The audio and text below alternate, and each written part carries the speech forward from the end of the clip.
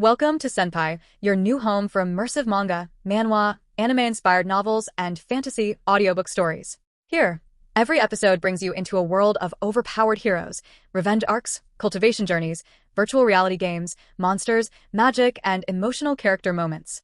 Whether you enjoy dark fantasy, action, reincarnation, system stories, or epic adventure novels, Senpai is here to turn every chapter into a cinematic listening experience. So relax, put on your headphones, and let the story begin. Subscribe to Senpai and join the journey. Daniel nodded in satisfaction. There was no doubt the bonuses were substantial and would have a tremendous impact on Polaris City's future development. After roughly scanning the panel information, he turned to Roland. Roland, Polaris City has just been promoted to main city, and affairs will be busy. For now, all administrative tasks are entrusted to you. I will recruit a group of reliable partners to help govern as soon as possible. Also, do everything you can to attract immigrants and increase food production to prepare for the upcoming war. Roland salutait solemnly. As you command, Your Grace. After giving a few more instructions, Roland hurried off with Daniel's orders. But Daniel did not idle. He immediately pulled a stack of blueprints from his pocket and began examining them. Gold-grade trebuchet blueprint. Gold-grade ballista blueprint. Gold-grade shield wagon blueprint. He pulled out the first blueprint and began studying it. With the aid of his legendary grade engineering skills, the contents of the blueprint rapidly integrated into his mind. The structural principles of all the machines decomposed and recombined in his brain again and again. 10 minutes later. Ding. You have mastered trebuchet manufacturing gold grade. Current proficiency, beginner. He took out the prepared materials and began construction. Half an hour later. Ding. You have manufactured trebuchet platinum grade. Quality, platinum grade, exceeding original blueprint level. Attributes. Attack range, 500m to 800m. Attack power, 5,000 to 12,000. Firing rate, 3 shots/min to 5 shots/min. Durability, 10,000 to 25,000. Special effect, 20% chance to trigger explosive throw, doubling damage. Beautiful. Daniel's eyes lit up. The Earth Core Furnace enhancement was truly terrifying. He had turned a gold-grade blueprint into a platinum-grade machine. He glanced at the remaining blueprints, excitement flickering in his eyes.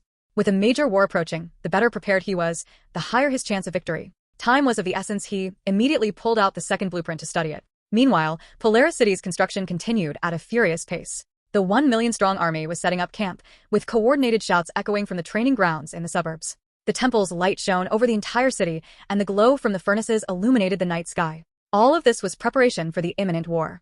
And the young man intensely studying the blueprints was the very heart of it all. Polaris City, Eastern District Tavern. Night had fallen, but this frontier city was more lively than during the day. Streets bustled with people, shops shone brightly, and laughter and chatter echoed from the taverns. Sunborn pushed open the tavern door. The smell of beer, roasted meat, and sweat hit him instantly. The captain is here. At a large table in the corner, 6 people simultaneously raised their cups. Sunborn smiled as he walked over and sat in the empty seat. The great sword on his back gleamed faintly in the dim light. Intricate patterns etched into the blade marked it as high-grade equipment. Holy shit, Captain. This sword is insane. A tall, thin archer leaned in, eyes nearly pressed against the blade. Platinum grade. It's actually platinum grade. It's the first time I've ever seen a living platinum grade piece of equipment. Sunborn grinned, removing the sword and placing it on the table.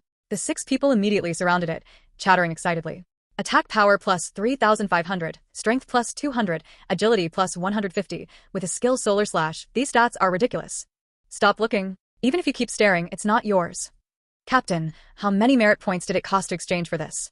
Sunborn took a sip from his cup, eyes filled with gratitude. 50,000 merit points. 50,000? They all gasped.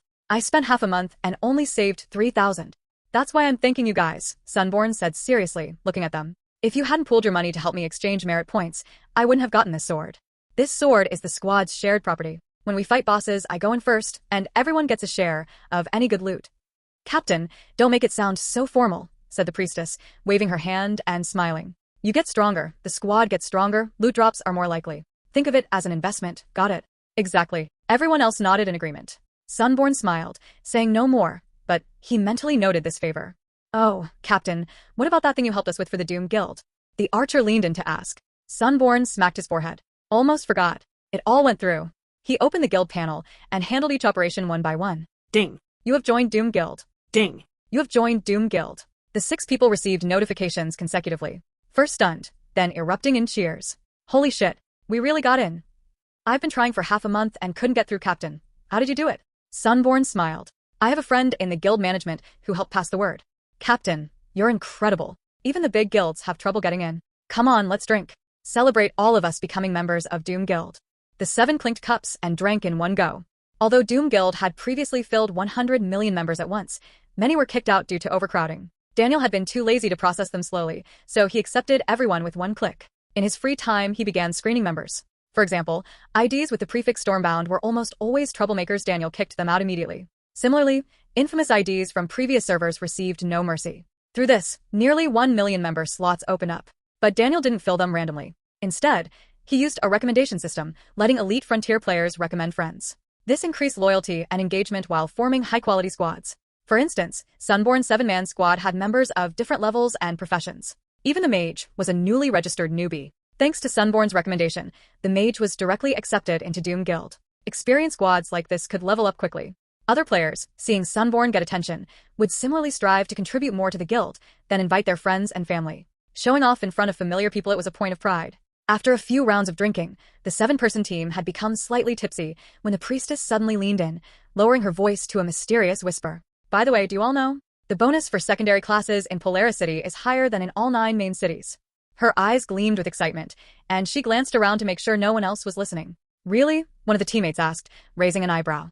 Of course it's true, she said, opening her in-game interface with a fluid motion. The screen glowed softly, displaying complex numbers and progress bars. She pointed at the statistics, her finger tracing the percentages carefully. Look at this. My alchemy proficiency gain here in Polaris City is 50% faster than in Luminera. She emphasized the progress bar, watching the numbers tick upward.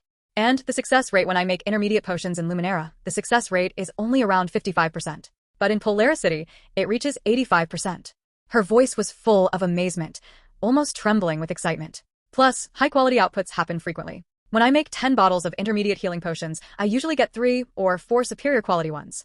She smiled, revealing the faint gleam of satisfaction in her eyes. The group exchanged astonished glances, leaning closer to examine the glowing interface. The soft flicker of candlelight reflected off their eyes, highlighting their disbelief and curiosity. That's insane, someone muttered quietly, his tone a mixture of awe and skepticism. You don't believe me? Try it for yourself, she said, her expression serious yet playful. Her hands hovered over the interface, ready to demonstrate the stats again.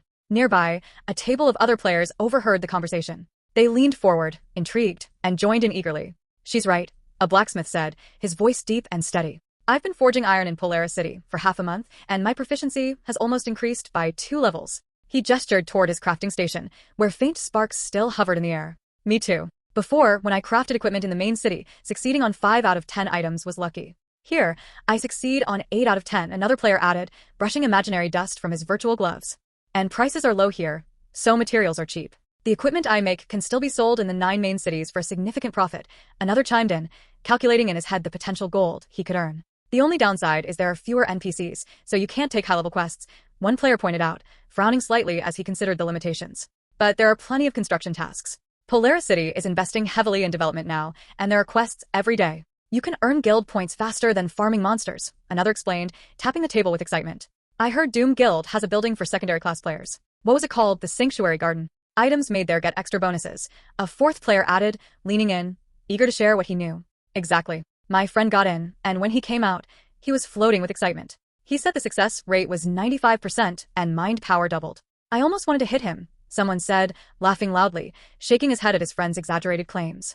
Then why don't you join? Someone asked, curiosity tinged with mockery. I haven't joined Doom Guild, the other replied, throwing back his head to laugh. Laughter echoed across the tavern, mixing with the clinking of glasses and the low hum of conversation. Amid the lively chatter, the priestess leaned closer to Sunborn, her voice dropping once again. Captain, there's something I want to discuss with you, she said, her tone now serious and deliberate. What is it? He asked, his eyes narrowing slightly as he tried to read her expression.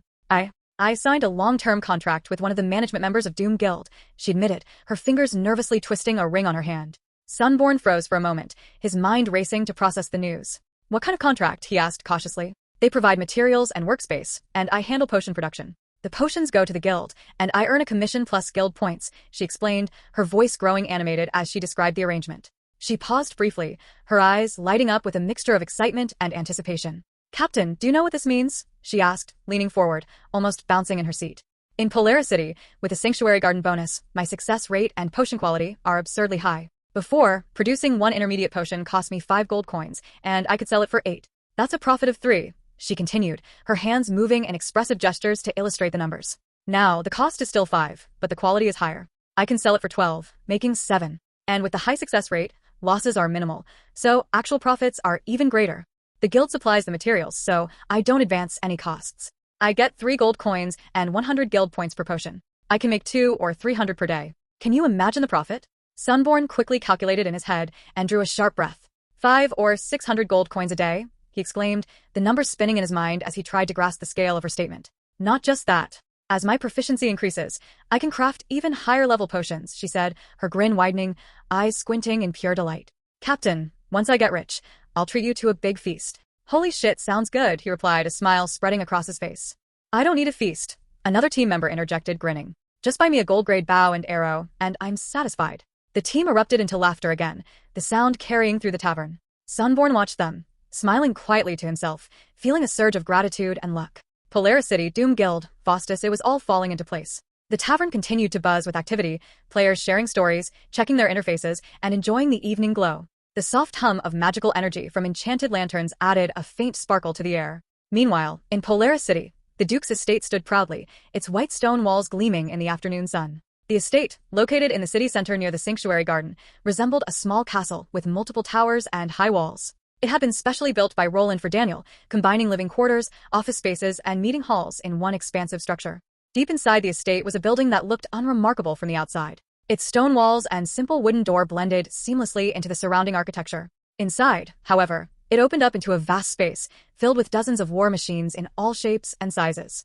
Towering trebuchets, robust ballistae, heavy shield wagons, and intricately designed siege ladders were arranged meticulously. Each machine glimmered faintly with silver light, engraved with detailed runes that pulsed softly. This was Daniel's private workshop. He stood before a platinum-grade trebuchet, carefully inspecting its components. The polished wood shone under the soft lighting, and the ropes and mechanisms were taut and precise. 3 full days had passed, and he had barely slept, his focus entirely devoted to this work. With the aid of a legendary-grade engineer and the amplification provided by the eternal core furnace, his crafting speed was extraordinary. Sparks flew occasionally as magical energy infused the metal parts. Opening the system panel, Daniel scanned the completed war machines. War machines produced. Siege weapons. Trebuchet, platinum grade, times 15. Range, 800 meters. Attack power, 12,000. Fire rate, 5 shots per minute. Special, 20% chance to trigger, explosive throw, doubling damage. Heavy trebuchet, platinum grade, times 8. Range, 1,000 meters. Attack power, 20,000. Fire rate, 3 shots per minute. Special, 30% chance to trigger seismic effect, plus 50% wall damage. Ballista, platinum grade, times 20. Range, 600 meters. Attack power, 8,000. Penetration, can pierce 5 enemies. Special, 15% chance to trigger piercing, ignoring defense. Defensive equipment. Shield wagon, platinum grade, times 25. Defense, 10,000. Coverage, protects 20 troops. Special, immune to arrows, 50% magic damage reduction. Caltrops, platinum grade, times 50. Support equipment. Watchtower, platinum grade, times 8. Height, 40 meters. Vision range, 5 kilometers. Special, detects invisible units, can transmit flag signals. Encampment, platinum grade, times 5. Capacity, 1,000%. Comes with basic fortifications. Special, soldiers resting inside recover HP plus 100%. Banner, platinum grade, times 10. Radius, 500 meters. Effect, plus 10% to all attributes for allied troops. Special, stacks up to 3. Total, 12 types, 200 units in total. Daniel nodded with satisfaction, his eyes scanning each machine in detail. The polished metal, the intricate runes, the taut ropes all reflected his meticulous care and dedication. In just 3 days, he had produced 200 platinum-grade war machines. The sheer efficiency and craftsmanship were unmatched, even in the entire empire. 10 minutes later, Hudson stood at the workshop entrance, utterly stunned. He had seen countless war machines over his years in the Imperial Army. He had faced every conceivable battlefield scenario, yet even he was shocked. Nearly 200 machines, perfectly arranged in the massive space, each glowing faintly silver and radiating immense power. He approached a trebuchet, reaching out to touch the runes engraved on it. As expected, all platinum grade. His voice trembled. Your Grace, the Duke, you built all of these? Daniel nodded. 3 days. Hudson fell silent. He had seen countless skilled engineers in the Imperial Army, but someone building 200 platinum-grade war machines in 3 days, he had never seen that before. Your Grace, these war machines are worth a fortune. He drew a deep breath, speaking seriously. 1 platinum-grade trebuchet sells for at least 5 million gold coins on the market. Nearly 200 of them here. Total value exceeds 1 billion gold coins. And they are priceless in terms of demand. Daniel smiled. 1 billion? Roughly. He paused, then said, transport all these war machines to Luminera. Hudson froze. Your Grace, you intend to sell them? No. Daniel shook his head. I am donating them to the Empire. Luminara va bureau. Castle was in his office handling documents when suddenly a commotion erupted outside. Frowning, he stood and opened the door. He, too, froze. In the War Bureau Plaza, nearly 200 war machines were neatly arranged. Trebuchets, ballistae, shield wagons, battering rams. Every type was present. Each machine glimmered with faint silver light and was engraved with intricate runes. Officials from the War Bureau, passing players, and NPCs who had heard the news all surrounded the machines. Holy shit, these are all platinum-grade war machines. Am I seeing things? So many platinum-grade machines. How much is this worth? Who sent them? I don't know. Castle hurried over for a closer look. The more he examined, the more he was shocked. Trebuchet, platinum grade. Attack range 800m, 300m further than the Empire's standard gold grade. Ballista, platinum grade. Incredible penetration. Can pierce 5 layers of shields. Shield wagon, platinum grade. Immune to arrows. Reduces magic damage. Each was a masterpiece. Each exceeded the Empire's standard gold grade by a huge margin. He turned to the officer in charge of receiving the machines. Who sent these? The officer swallowed hard. Polaris City, Duke Faustus. Castle's pupils contracted. At that moment, Daniel appeared in the plaza. He approached Castle and said calmly, Minister Castle, these war machines are a donation from Polaris City on behalf of its citizens to the Empire. I hope they will be of use in the upcoming war. Castle was silent for 3 seconds. Then he straightened, placing his right fist over his chest and saluting solemnly. Your Grace, on behalf of the Empire, we thank you for your generosity. These war machines will save countless Imperial soldiers' lives. Your deeds will be remembered by the Empire forever. Ding. You have donated platinum-grade war machines times 199 to the Empire. Merit points calculated based on machine quality and quantity. Merit points gained, 6 billion. Current merit points, 6 billion. Ding. Congratulations. You have completed S-rank task full-scale war preparation. Task rating, SSS, overachieved. Rewards, merit points plus 100 million. Gold coin plus 500,000. Contribution points plus 50,000. Honorary title, Pillar of War. Castle took a deep breath as he looked at the machines. 6 billion merit points. Combined with previous exchanges, the Duke's merit points had likely surpassed the heavens. He spoke seriously. Your Grace, since you have completed the war preparation task next. He handed over a scroll. This is the latest Imperial decree. Ding. You have received SSS rank task. Sound the war horn. Task background. The Empire has discovered that goblins, beast folk, dark elves, and dwarf insurgents are secretly forming an alliance to wage war on humans. Rather than passively defending, it is better to strike first. Task objectives, must complete at least 1. Occupy territory. Capture at least 10 territories of non-human races. Eliminate enemies. Kill at least 2 billion non-human units, soldiers and civilians. Merit points calculated by level. Pillage resources. Capture at least 100 million non-human population as slaves or labor. Task rewards. Merit points, gold coins, contribution points, calculated by completion rate. Special reward. Completing all 3 objectives grants the title, King of War. Task duration, long-term. Special notes. This task is a special Empire-issued war mission for adventurers. It aims to consume the strength of non-human races. The more enemies killed, the greater the rewards. Daniel read the task description, his eyes narrowing slightly. 2 billion kills, 100 million captured, 10 territories. The scale of this mission was unprecedented. In his previous life, he had faced similar tasks, but that was 2 months after the game launched. Now it was less than a month in. The timeline had accelerated drastically. Clearly, the butterfly effect of this life had created a massive impact. But this did not hinder Daniel's plans. Faster timelines meant earlier acquisition of resources and more opportunities for the player community to gain experience. He looked at Castle. Can all adventurers accept this task? Castle nodded. Yes. The Empire hopes to weaken the strength of these major non-human races first through this war. After all, the real threat is not only these non-human races. He said this with deep meaning. Daniel understood. Behind the non-human races, there were even greater powers at work. For the Empire. Daniel saluted briefly. Castle returned the salute. For the Empire. At that moment, a blood-red system announcement echoed across the stellar world. Global emergency announcement. Ding. Under the leadership of player Faustus, Universe number 616 has successfully triggered version 1.0 major event-war horn. Version event details. All players must choose a faction humans, non-human races, or neutral. Note. Once chosen, the faction cannot be changed until the event ends. Faction warfare. Players of different factions can attack each other and earn points. Faction leaderboard. Real-time ranking. Rewards distributed after the event ends. Faction selection time. 24 hours. Unselected players default to neutral faction. Event duration. Until the end of the version event. World channel. Version event. No way. Faustus is at it again? Faustus, are you the GM? You have to be the GM. If you don't answer, we'll just assume yes. 2 events in a month, this efficiency. Faction selection? Humans, non-human races, neutral? How do we choose? Obviously pick humans. Universe number 616 is Faustus territory. Exactly. Follow the master. Eat meat and drink soup. I'm only level 20. Can I participate? Yes. Killing lower-level non-human races still earns points. Wait, I'm level 15. Will I get one shot? Don't worry, group up. We have numbers. Did anyone pick the non-human faction? Pick non-human? Are you crazy? Wait to get surrounded by human forces. Neutral safe. Neutral's boring. I want to kill enemies. Charge. For EXP. Polaris City. Daniel hurried back, watching the celebration on World Channel, a small smile on his lips. The version event had been moved up. No matter, he had already prepared new resources. He opened the System War store and began operating. Ding. You spent 3 billion merit points to exchange for EXP card, gold grade, times 1, 500, 000.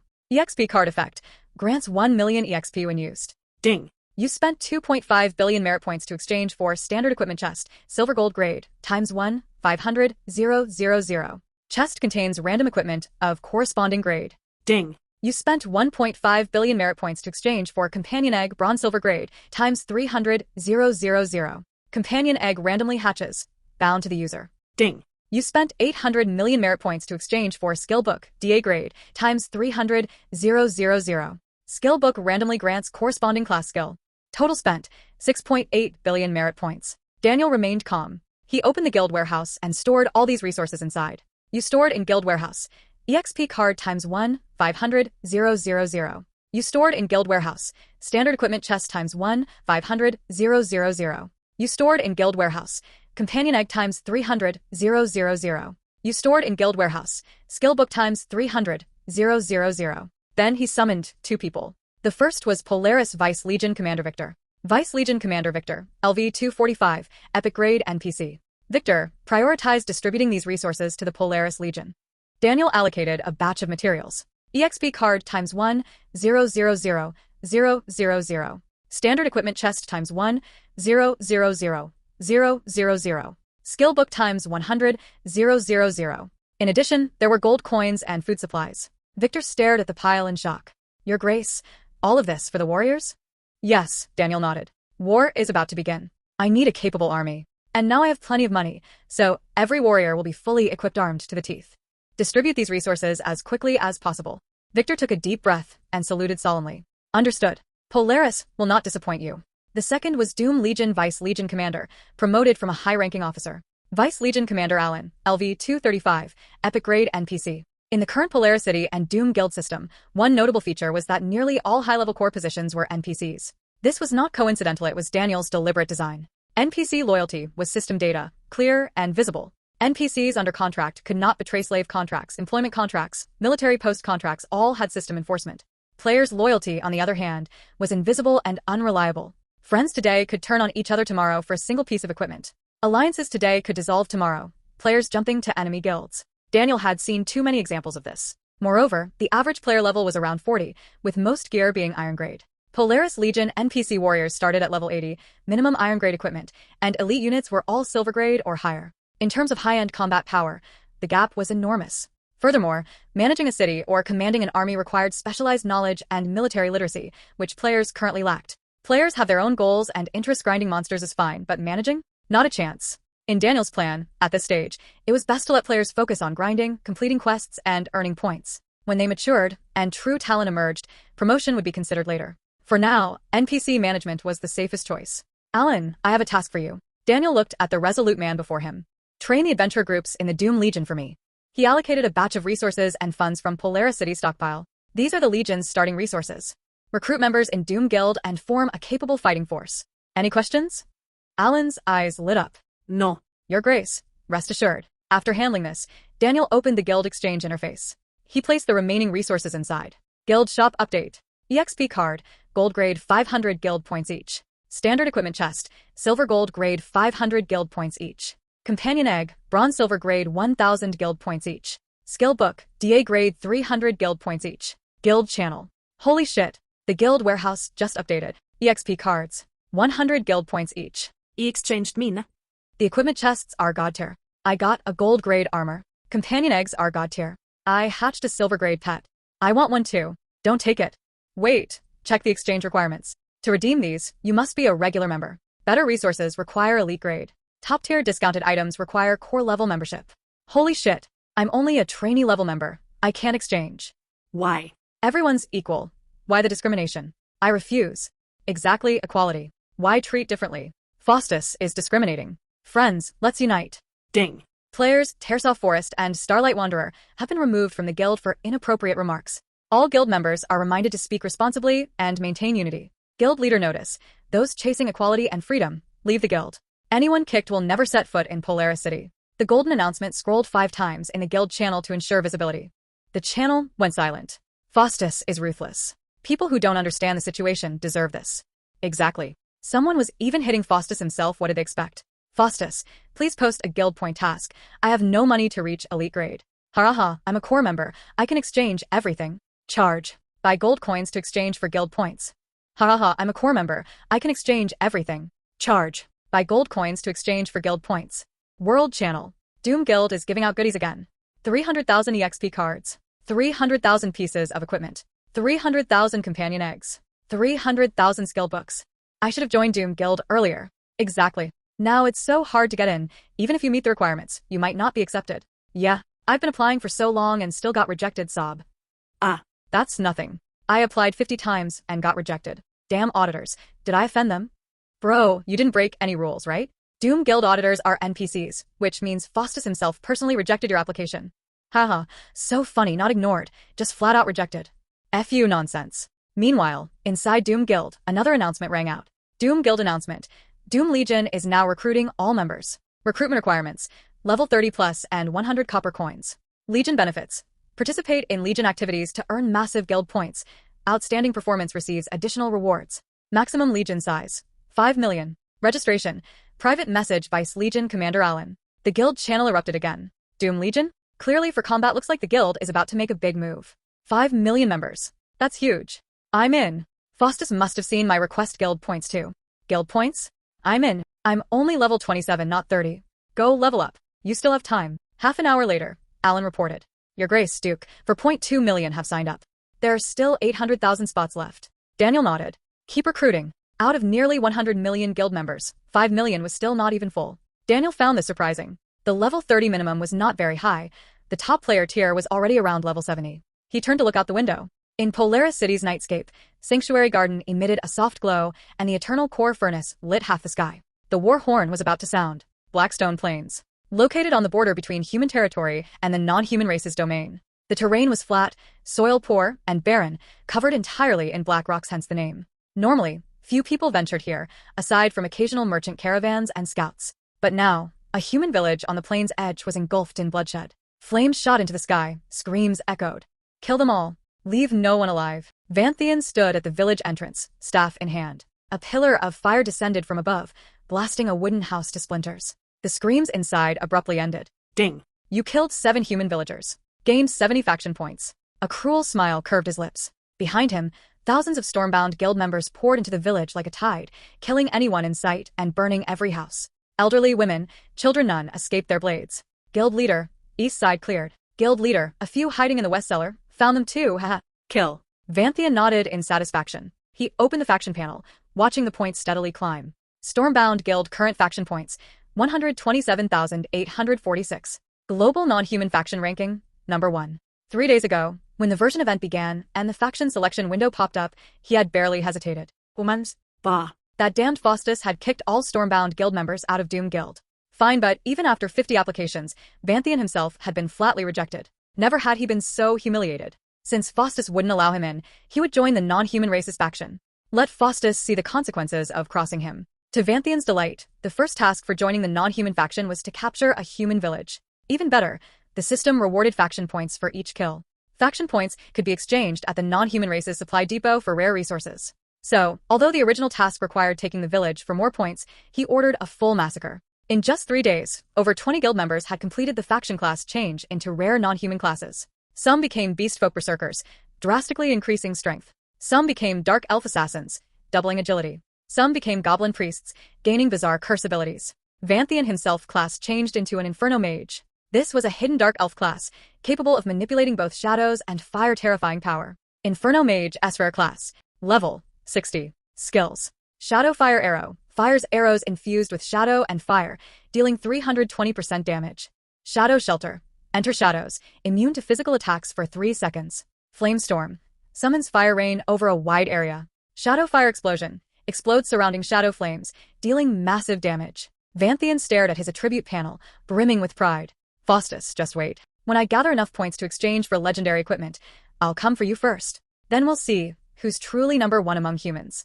He kicked a corpse aside and strode toward the next house. Behind him, the night of Blackstone Plains glowed red with fire. 3 days later, Bearclaw Highlands. Daniel stood atop a hill, surveying the horizon. On his shoulder, a small stone dragon dozed, lightly snoring. Thanks to Daniel's constant feeding, the little dragon had been sleeping more, and each time it woke, its power had grown. Earthmount Dragon. Ancient Dragon, LV 89. Strength, 2240. Constitution, 2,240. Agility, 970. Intelligence, 970. Daniel petted its head. The dragon nuzzled his hand, then resumed sleeping. 3 figures flew in from a distance and landed beside him. Polaris Legion Chief of Staff Hudson, LV 230, Epic Grade. Doom Legion Vice Legion Commander Allen, LV 235, Epic Grade. Polaris Legion Vice Commander Victor, LV 245, Epic Grade NPC. All 3 saluted simultaneously. Your Grace, the Duke. Daniel nodded. Have the investigations been completed? Hudson stepped forward, spreading out a massive map. Your Grace, the dwarven tribes deep within Bearclaw Highlands have been fully scouted. He pointed to a red skull marker on the map. This is their main city, Ironforge. Its scale is comparable to a human main city. Population 10.8 million, standing army 1.8 million. The dwarven High Warlord is personally stationed there. There are 12 epic grade elites and countless sub-epic grade units. Daniel raised an eyebrow. A stronghold comparable to a human main city, personally guarded by the dwarven High Warlord, and an army of 1.8 million. Indeed, this would be a tough nut to crack. Victor spoke up. However, they're not invincible. Around Ironforge, there are 37 small to medium dwarven tribes, ranging from basic cities to first-rank cities. These tribes are obstacles on our march, but also... He looked at Allen. Allen continued. They're excellent training grounds. Your Grace, we have drafted the operational plan. He unfurled another map, dense with arrows and markers. Operational plan, overview. Phase 1. Clear the periphery. Objective. Eliminate 37 small to medium tribes surrounding Ironforge. Force composition. Doom Legion, 5 million adventurers as main force. Polaris Legion provides support. Mission goal. Defeat enemies, pillage resources, and train adventure units. Estimated duration. 7 days. Phase 2. Siege of Ironforge. Objective. Cut off Ironforge from the outside world. Force composition. Polaris Legion as main force. Doom Legion handles vanguard and attrition. Mission goal. Contain without direct assault. Deplete enemy resources. Wait for the right opportunity. Estimated duration. 3 to 5 days. Phase 3. Full assault. Objective. Capture Ironforge. Eliminate the dwarven High Warlord. Force composition. Full army engagement. Mission goal. Completely destroy dwarven main forces. Pillage population and resources. Estimated duration. 1 to 2 days. Each phase contained detailed troop movements and siege arrangements, showcasing the professionalism of the 3 generals. Daniel nodded slightly at the plan. Good thinking. He looked at Hudson. Hudson, anything you wish to add? Hudson's voice was grave. Your Grace, I have a concern. Speak. The defenses of Ironforge are formidable. Dwarven war machines are renowned across the continent. Their walls are equipped with at least 500 gold grade or higher ballistae and trebuchets.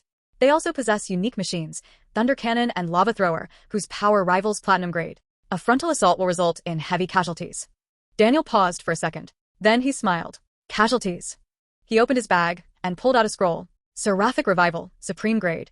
Effect, sacrifice a large amount of gold coins to revive any dead NPC. Hudson, do you know what this is? Hudson froze. Daniel said calmly. With this, I can revive fallen warriors. Our troops can fight for the Empire without hesitation, spilling blood freely. Need resources? I have money. Need more soldiers? I can recruit them. Need strength? 1 battle, and we have it. He tucked away the scroll and looked into the distance. I don't fear losses. What I fear is not having a chance to train. Hudson drew a deep breath. He looked Daniel in the eye and saluted solemnly. Your Grace, you are brilliant. Victor and Allen were also thrilled. So, Your Grace, when do we depart? Daniel looked at the map, placing his finger on Ironforge. Now. Bearclaw Highlands, north wind howling. A 6 million strong army advanced steadily. At the front was Doom Legion's 5 million adventurers, a black mass stretching beyond sight. They were divided into hundreds of formations, each commanded by an officer and all coordinated under Vice Legion Commander Allen. Despite the massive numbers, there was no chaos. Daniel stood atop a small hill at the rear, nodding with satisfaction. Allen, well done. Allen grinned beside him. Your Grace, these players may not be individually strong, but they follow orders. I set rules. Disobedience results in expulsion. Good performance earns guild points. With sufficient rewards, obedience is guaranteed. Daniel nodded. Indeed, Allen had grasped the players' weak points. As long as guild points and rewards were in place, they would obey. Even running unarmed into enemy lines wouldn't be a problem. Behind the players was Polaris Legion's 1 million NPC army. This was the true elite force. All units were level 80+, fully equipped and highly trained. Infanterie formation, archer formation, cavalerie formation, mage corps, summoné, priest. All worked in harmony, moving with precision. Most striking of all were the war machines at the center. Over 300 trebuchets, ballistae, and shield wagons operated by specialized engineer units, advanced steadily. Many were platinum-grade machines personally crafted by Daniel, each devastatingly powerful. Report dash. A mounted scout galloped in and reined before Hudson. General Hudson, a dwarven tribe spotted 20 li ahead. Mid-tier city scale, approximate 100,000 troops, walled defenses. Hudson's spirits lifted. It's finally arrived. He looked at Daniel. Your Grace, shall we attack? Daniel nodded. Follow the plan. Anvil Tribe, mid-tier city dwarven settlement. Built into the mountains, surrounded by a 20-meter stone wall, with archer towers every 100 meters. Dwarven warriors lined the walls, axes and warhammers in hand, eyes vigilant. In the center, a massive forge belched smoke, clanging sounds of hammering never ceasing. Anvil chieftain Bronzebeard stood on the wall, brow furrowed. Humans. Why are they attacking us? He could not understand. The dwarves had been secretly supporting goblin activities, but in a very discreet manner. Humans should not have discovered this so quickly. Yet the evidence was before him. Scouts reported that millions of troops were advancing toward Anvil Tribe. Chieftain, what should we do?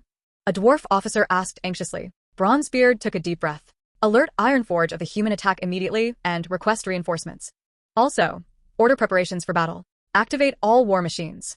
Let the humans witness the might of dwarves. With his command, the war machines on the walls activated. Dwarven Thunder Cannon, Platinum Grade, times 50. A unique dwarven magical artillery piece, crafted from silver grade and thunder steel, engraved with lightning runes. Fires a compressed lightning sphere that explodes on impact. Range, 1,000 m. Attack power, 25,000. Special effect, lightning explosion radius 50 m, double damage to metal armor.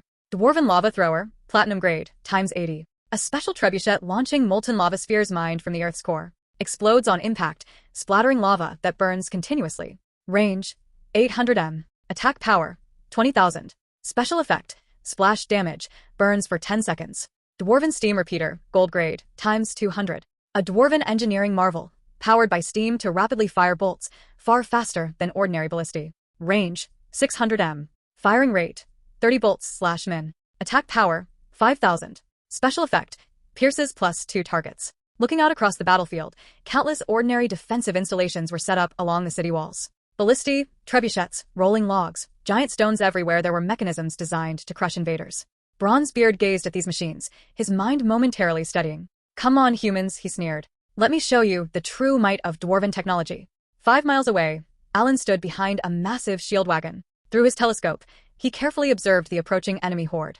Well, this defense is formidable, he muttered. He lowered the telescope and began issuing orders. First, second, and third corps, advance from the left, center, and right. Shield wagon units, take point and protect the infantry. Archers, follow the shield wagons and suppress the walls. Mages and summoners, hold your positions. Once their siege engines fire, destroy them immediately. Cavalry, flank positions. When the gates open, charge in. One command after another flew down the ranks. 10 minutes later, the battle began. Attack. The horn sounded. A massive human army of 5 million players surged forward. At the front were the shield wagons. 25 platinum-grade shield wagons formed a single line. Behind each wagon marched hundreds of infantry. The heavy metal panels of the shield wagons could resist both arrows and stones. They were the perfect cover for a siege assault. Behind the shield wagons, dense lines of archers moved forward. Crouched, taking advantage of the wagon's protection, they were ready to fire back at any moment. Further behind were the mages, summoners, and clerics, each prepared to provide fire support or healing as necessary. On both flanks, the cavalry waited patiently, poised to strike the instant the gates opened. Boom! Boom boom! From the walls, thunder cannons roared to life. Lightning spheres shrieked through the air, smashing into the shield wagons. Crash! Explosions rocked the battlefield, deafening the advancing troops. One shield wagon took a direct hit. Its entire frame trembled violently, and cracks appeared across its protective plating. Holy shit, that's intense. The players behind it flinched in fear, but the bombardment was far from over.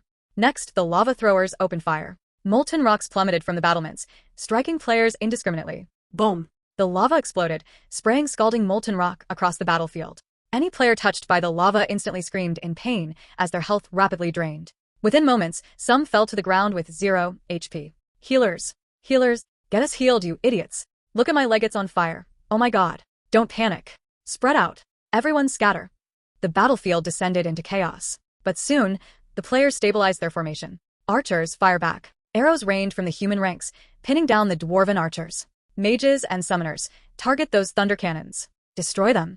Magic flared across the battlefield. Fireballs, ice arrows, lightning bolts, wind blades, they all struck the walls. Shadows, ghosts, skeletal warriors, and magical beasts appeared atop the walls, summoned to disrupt the dwarves' defense. Crash. A thunder cannon exploded under a barrage of fireballs. Crash. A lava thrower froze mid-operation, iced over by a precise magical attack, and became useless. Yes, that's it. Alan waved his command baton vigorously, shouting above the noise. Shield wagon units, advance. Get closer to the walls. Engineers, prepare the ladders. The shield wagons pushed forward under a relentless hail of fire. 100 meters, 80 meters, 50 meters. Finally, the wagons reached the base of the walls. Ladders. Set up the ladders.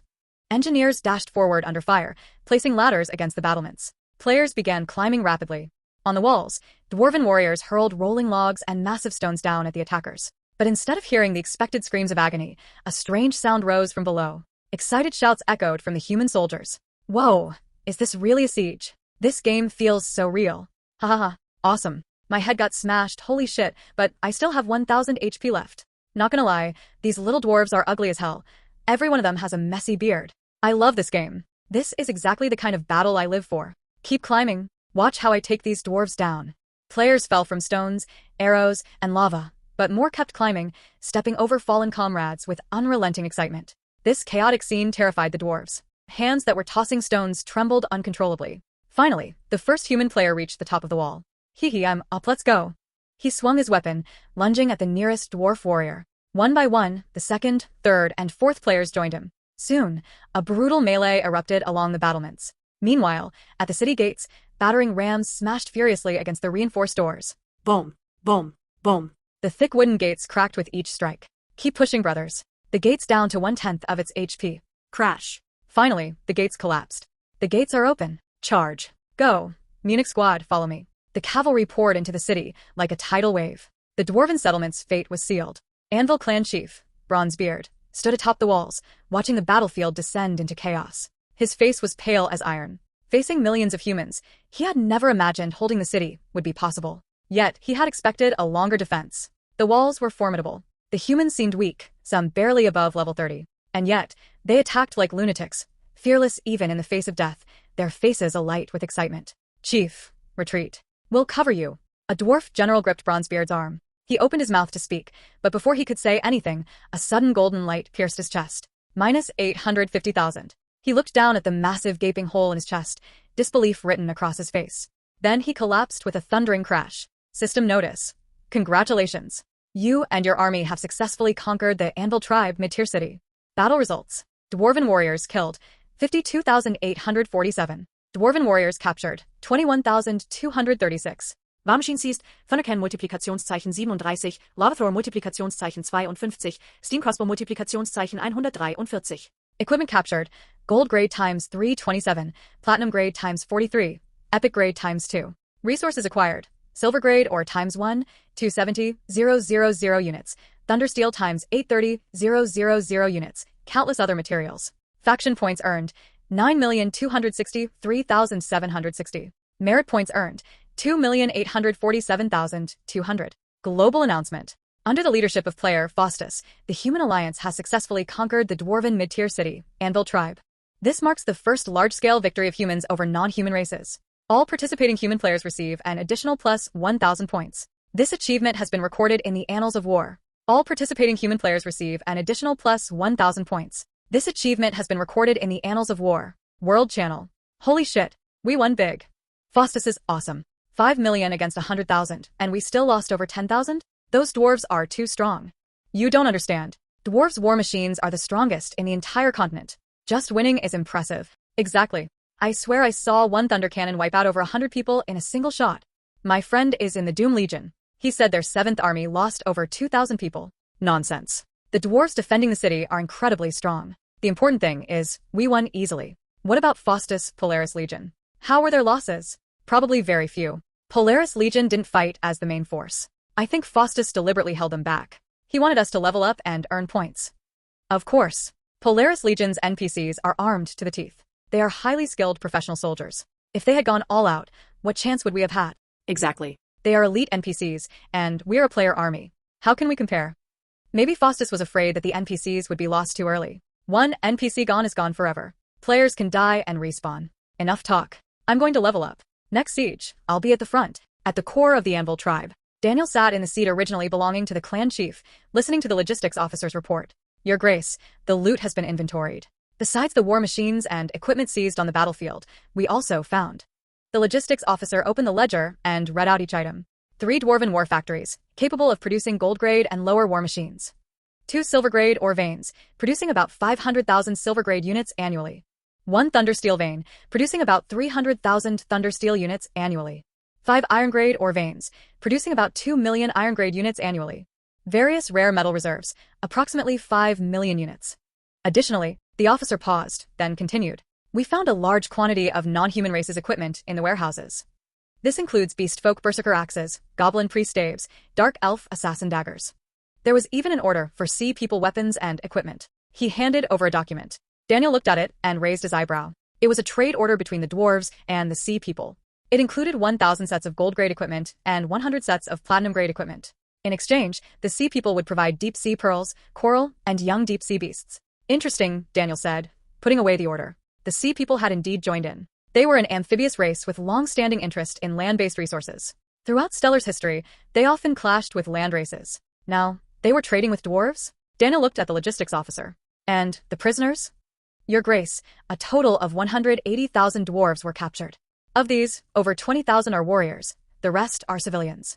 As you ordered, all are in custody awaiting processing.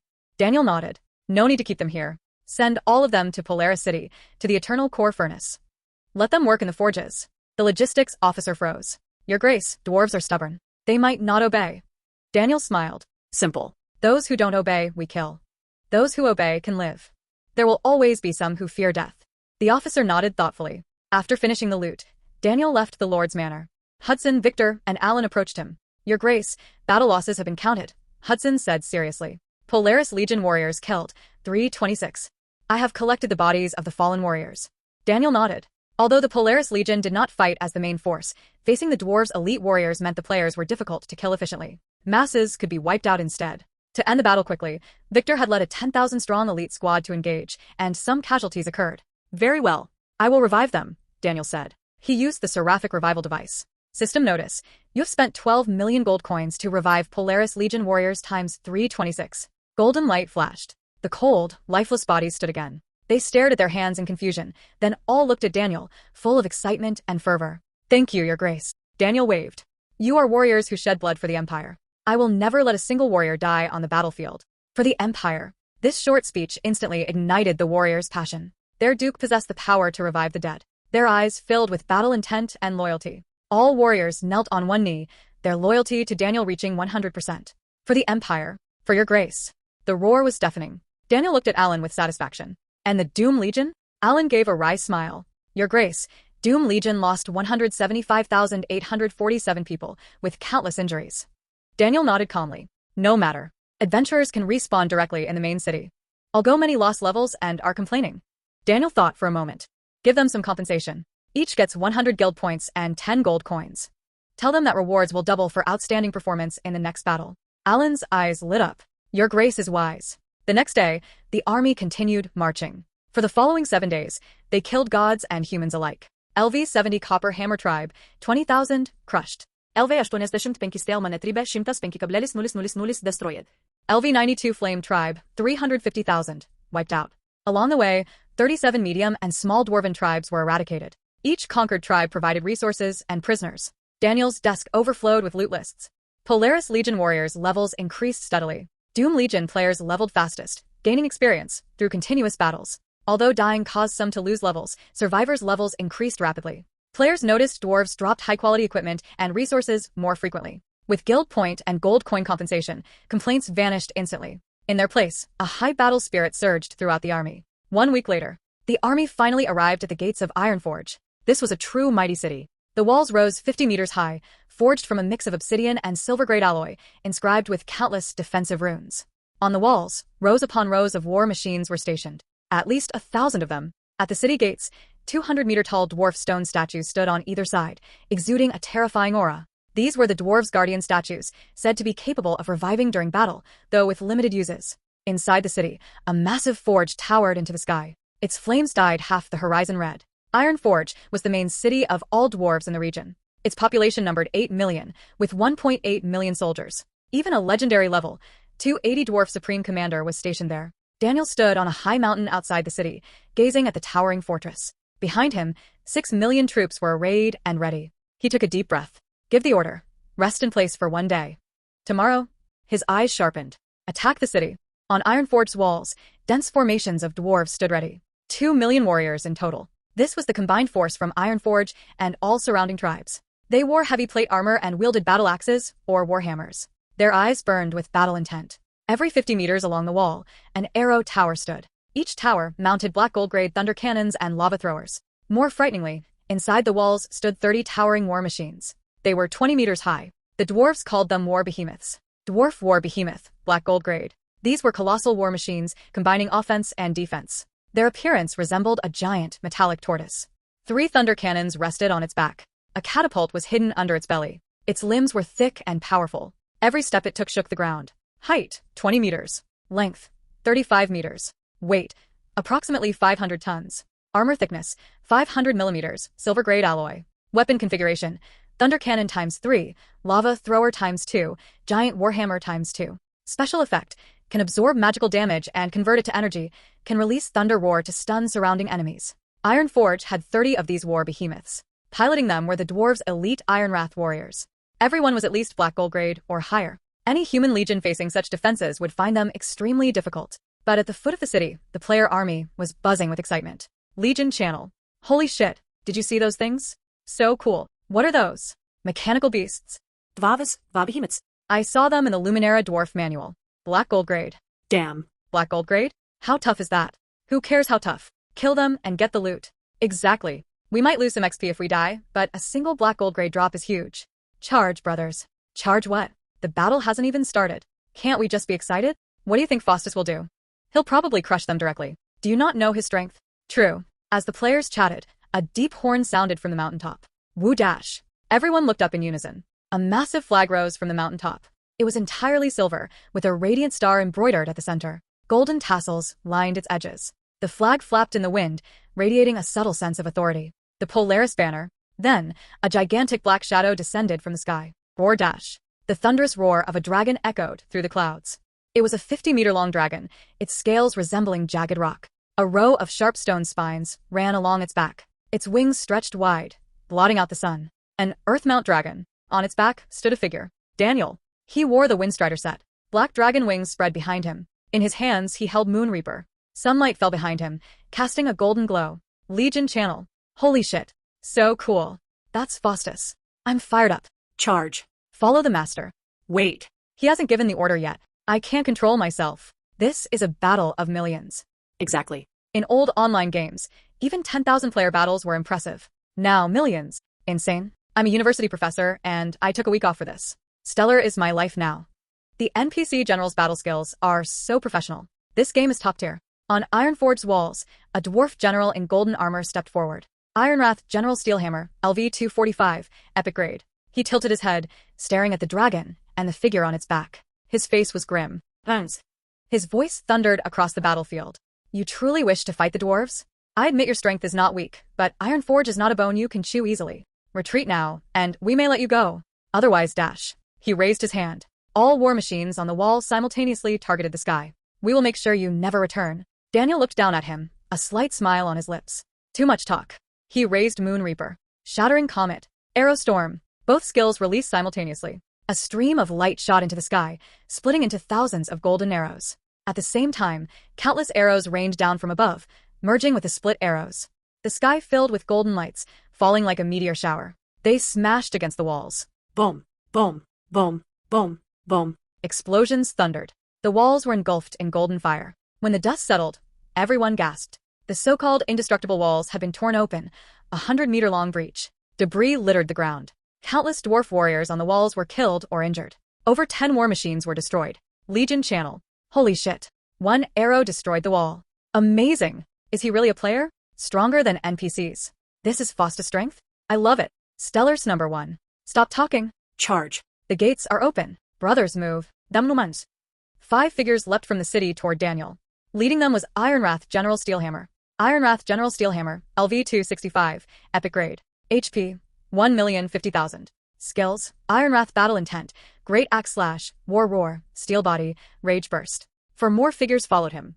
Ironwrath Knight Thunderhammer, LV-258, Epic Grade. Ironwrath Berserker Firehammer, LV-260, Epic Grade.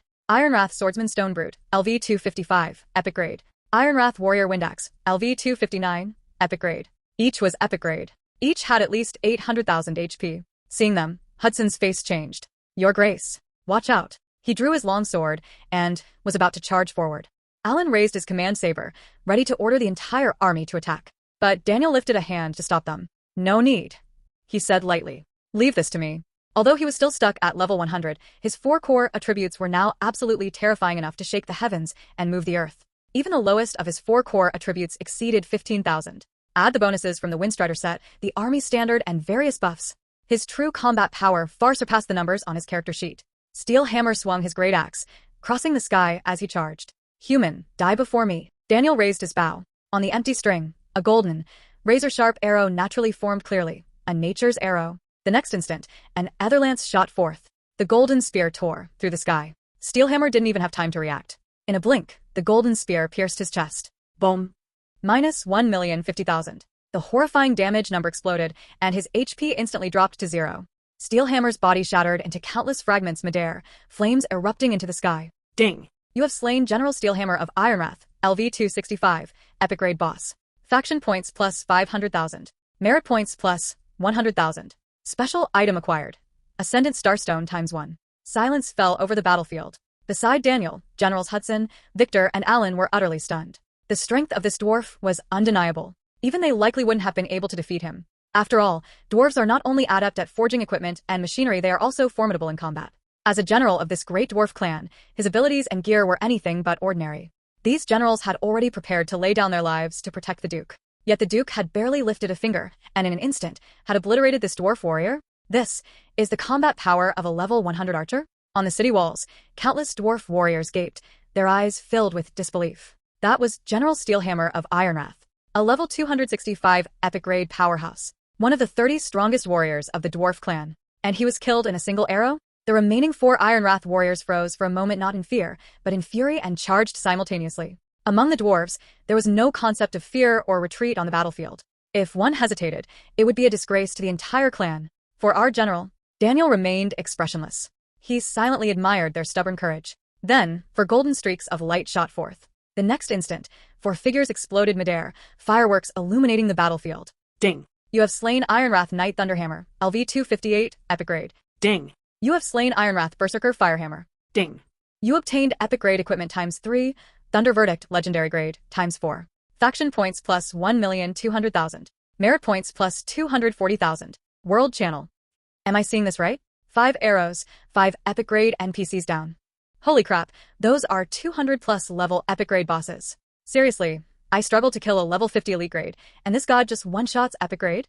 No kidding. Faustus is strong, but this is just over the top. 1 arrow each. The leader's HP was longer than my life. Killed by 1 arrow? That damage. I'm shaken. How much attack power does Faustus have? I don't know, but I do know he's a god. Holy shit, is he the god of humans? Daniel ignored the frenzy in the world channel. He looked down at the special item in his inventory. Ascendant Starstone, legendary grade / special material. Effect, when used, grants an epic grade NPC the potential to ascend to legendary grade. Description, a gem imbued with mysterious strength, crucial for an epic grade warrior to break into legendary grade. Extremely rare. Daniel's eyes lit up. Ascendant Starstone. This was essential for an epic grade NPC to ascend to legendary grade, its value beyond doubt. Without a second thought, he opened the guild warehouse and placed the Ascendant Starstone inside. Ding. You sold an item to Doom Guild, legendary grade Ascendant Starstone, legendary grade. Price 1 copper coin. Million-fold boost triggered. Since the item is a special material, please choose quality boost / quantity boost. Quality boost. Ding. Congratulations. You received 1 gold coin and upgraded Ascendant Starstone to Supreme Grade. Ascendant Starstone, Supreme Grade / Special Material. Effect, when used, grants an NPC the potential to ascend to Supreme Grade. Description, said to contain a fragment of the strength of a creator god. The key to breaking into Supreme Grade. In the history of the continent, fewer than 3 have ever been produced. Daniel drew a deep breath. Supreme Grade. This was the current ceiling of power. If an NPC could ascend to Supreme Grade, they would become a strategic level force. He carefully stored the Ascendant Starstone. Now was not the time to use it. He would need to find the most suitable NPC. He turned his attention to the other 4 spoils. Thunder Verdict, legendary grade / single-use item. Effect, when used, deals damage equal to 1000% of the user's attack power to all enemies within a 10,000-mile radius. Usage limit, single use. Consumed upon activation. Description, a forbidden weapon passed down in the Dwarf clan containing the strength of the Thunder God. Damage potential is immense. Daniel's lips curved slightly. 1000% of the user's attack power, over 10,000 miles. If a top-tier powerhouse wielded this, it would be like a humanoid nuclear bomb. Now, multiplied by his attack power, at least several million damage. Who in Iron Forge could withstand it? The dwarf general had clearly intended to save it for a decisive moment. Too bad he had been killed by a single arrow. Now, it belonged to Daniel. Daniel stored the spoils and looked down at Iron Forge. Countless dwarf warriors on the walls stared at him in terror. No one dared to charge. 5 arrows, 5 epic-grade NPCs down under such terrifying suppression, who would dare throw themselves into death. Without hesitation, Daniel raised his bow. Shattering Comet. Arrow Storm. He unleashed both skills in combination. A golden storm of arrows rained down, covering the entire wall. Boom boom boom. Explosions never ceased. Dwarf warriors on the walls fell in waves. War machines exploded one after another. Arrow towers collapsed one by one. Within just a minute, not a single dwarf remained standing on the walls. Daniel sheathed his bow and leapt down from the dragon's back. Black dragon wing unfolded behind him, and he streaked through the sky like a shooting star, landing on a breach in the city wall. He glanced inside Iron Forge. Countless dwarf warriors still occupied the frontline core, along with 30 war behemoths and a few hidden elite combatants. But Daniel ignored them, instead pulling out the Thunder Verdict. Let's see what this can do. The item resembled a crystal orb, within which tiny sparks of lightning danced and roiled. He immediately activated the item, then hurled it deep into the city. Ding. You have used Thunder Verdict, legendary grade. In the next instant, the sky changed color. What had been a clear day instantly darkened. Storm clouds surged from every direction, converging into a massive vortex above Iron Forge. At the center, blinding lightning crackled. Rumble dash. 100-meter-thick bolt of lightning descended from the heavens. Then a second, a third. Countless bolts struck simultaneously, covering all of Iron Forge. Boom boom boom boom boom. The heavens shattered. The earth quaked. Buildings collapsed, walls crumbled, and dwarf warriors evaporated in panic and confusion. The war behemoth's armored machines said to resist even powerful magic were paper-like before the apocalyptic lightning. One by one, they exploded, the dozens of Ironwrath warriors inside unable to even scream. 5 seconds. The lightning lasted a mere 5 seconds. But when it dissipated, Ironforge's walls and defensive structures had vanished entirely. In their place lay ruins, scorched earth, shattered stones, smoking debris, and countless dwarf corpses. Daniel opened his system panel. Ding. You have slain Dwarf Warrior times 1, 647, 236. Ding. You have slain Ironwrath Warrior times 128. Ding. You have destroyed War Behemoth times 30. Ding. You have slain. The notifications ran for a full minute. Total kills, 2,284,847. Faction points, plus 132,694,800. Merit points, plus 26,496,940. For a moment, even Daniel, the architect of this devastation, was stunned. He had expected the destructive power to be terrifying, but not this utterly catastrophic. At that moment, a deafening roar came from the depths of the ruins. How dare you blatantly violate the peace treaty between our races, attacking our lands and slaughtering our people? You will be a stain on history. The dwarves will never forgive you. A massive figure rose from the rubble. A 5-meter-tall dwarf, muscles coiled like steel, beard and hair white as snow, clad in golden armor, wielding a colossal warhammer. His eyes burned with fury as they locked on Daniel. Beneath him stood an even larger war behemoth. This giant was an entire size larger than normal behemoths, forged from black gold grade, equipped with 6 thunder cannons on its back, 12 trebuchets in its belly, and limbs encased in thick armor. Dwarf Overlord, Forged Stone, LV-280, Legendary Grade Boss. HP, 2 million, including War Behemoth bonus. Skills. King of the Dwarves, Command Level Aura, decreases all enemy attributes by 20% within range. War Behemoth Mastery, complete control over War Behemoth, Boss and Behemoth share HP. Wrath of Thunder, calls down lightning on a wide area. Seismic Rush, stomps the ground to cause earthquakes. Steel Fortress, Behemoth enters defensive stance, plus 500% defense for 60 seconds. Mutual Destruction, at less than 10% HP, detonates Behemoth, dealing 1000% damage to all nearby enemies. War Behemoth, Forged Stone, Black Gold Grade. HP, 2 million, shared with Overlord. Weapons, Thunder Cannon ×6, Lava Thrower ×4, Giant Warhammer ×2. Special, absorbs magical damage, can unleash Thunder Roar. Daniel raised an eyebrow at the stats. Level 280 Legendary Grade NPC, 2 million HP, plus War Behemoth? Yes, much stronger than the previous foes. But that's it. He drew his bow again. Arrow Storm. Golden arrows rained down from the sky, striking the War Behemoth. Boom, boom, boom, boom, boom. Explosions deafening. When the smoke cleared, the Behemoth still stood. Minus 730, 4,900. Over a third of its HP gone. Overlord Forged Stone was internally shocked. No wonder the 5 previous top-tier warriors were killed without resistance. The Behemoth he controlled had substantial physical resistance and mitigated massive explosive damage, but even so, a single strike had removed a third of its HP. This human commander was absurd. Standing idle would only mean death. Yet hope wasn't completely gone. He noted Daniel was only level 100. If the human's attack power was astronomical, there must be weaknesses elsewhere. With that thought, he roared, maneuvered the Behemoth forward, and attempted to close the distance for melee combat. Daniel, unaware of the strategy, merely admired the courage.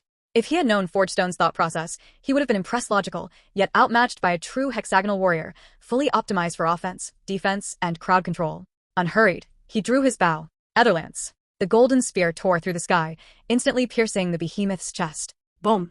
Minus 1,660, 6,080. HP instantly zeroed. The Behemoth charged a few more steps, then collapsed in a thunderous crash. Overlord Forged Stone fell from the machine, lying on the ground, eyes wide, staring helplessly at the sky. He couldn't comprehend how these humans dared, let alone how they achieved it. Oh.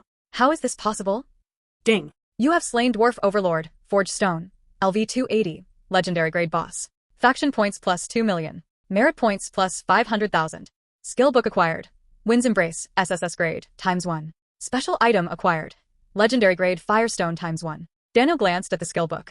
Wind's Embrace, SSS grade. Effects. Wind Acceleration, plus 500% movement speed, plus 500% attack speed for 240 seconds, cooldown 5 minutes. Wind's Restraint, locks one target in place, unable to move, attack, or use skills for 10 minutes, cooldown 1 hour. Wind Silence, the restrained target is simultaneously silenced, unable to use any skills. Description, a legendary wind forbidden technique that binds enemies with the strength of wind, freezing them in time. The restrained can only watch death descend. Daniel's eyes gleamed. 10 minutes of hard CC plus silence. Combined with Etherlance, who could withstand this? He turned to the other loot. Firestone, legendary grade / material. Effect, contains the pure strength of fire element, usable for forging, enchanting, or activating special items. Description, essence condensed from the depths of the fire elemental plane. Extremely rare. Daniel sold it directly to the guild. Ding. You sold to Doom Guild, legendary grade Firestone, price 1 copper coin. Million-fold boost triggered. Since this is an elemental material, choose quality boost / quantity boost. Quality boost. Congratulations. You received 1 gold coin and obtained Fire Elemental Core, Supreme Grade. Fire Elemental Core, Supreme Grade / material. Effect, contains the core strength of fire element, crystallized from the fire elemental plane. Only elemental lord level beings can condense it. Daniel drew a deep breath. Fire Elemental Core. One of the 10 core components needed for the Chronoverse Prologue Codex.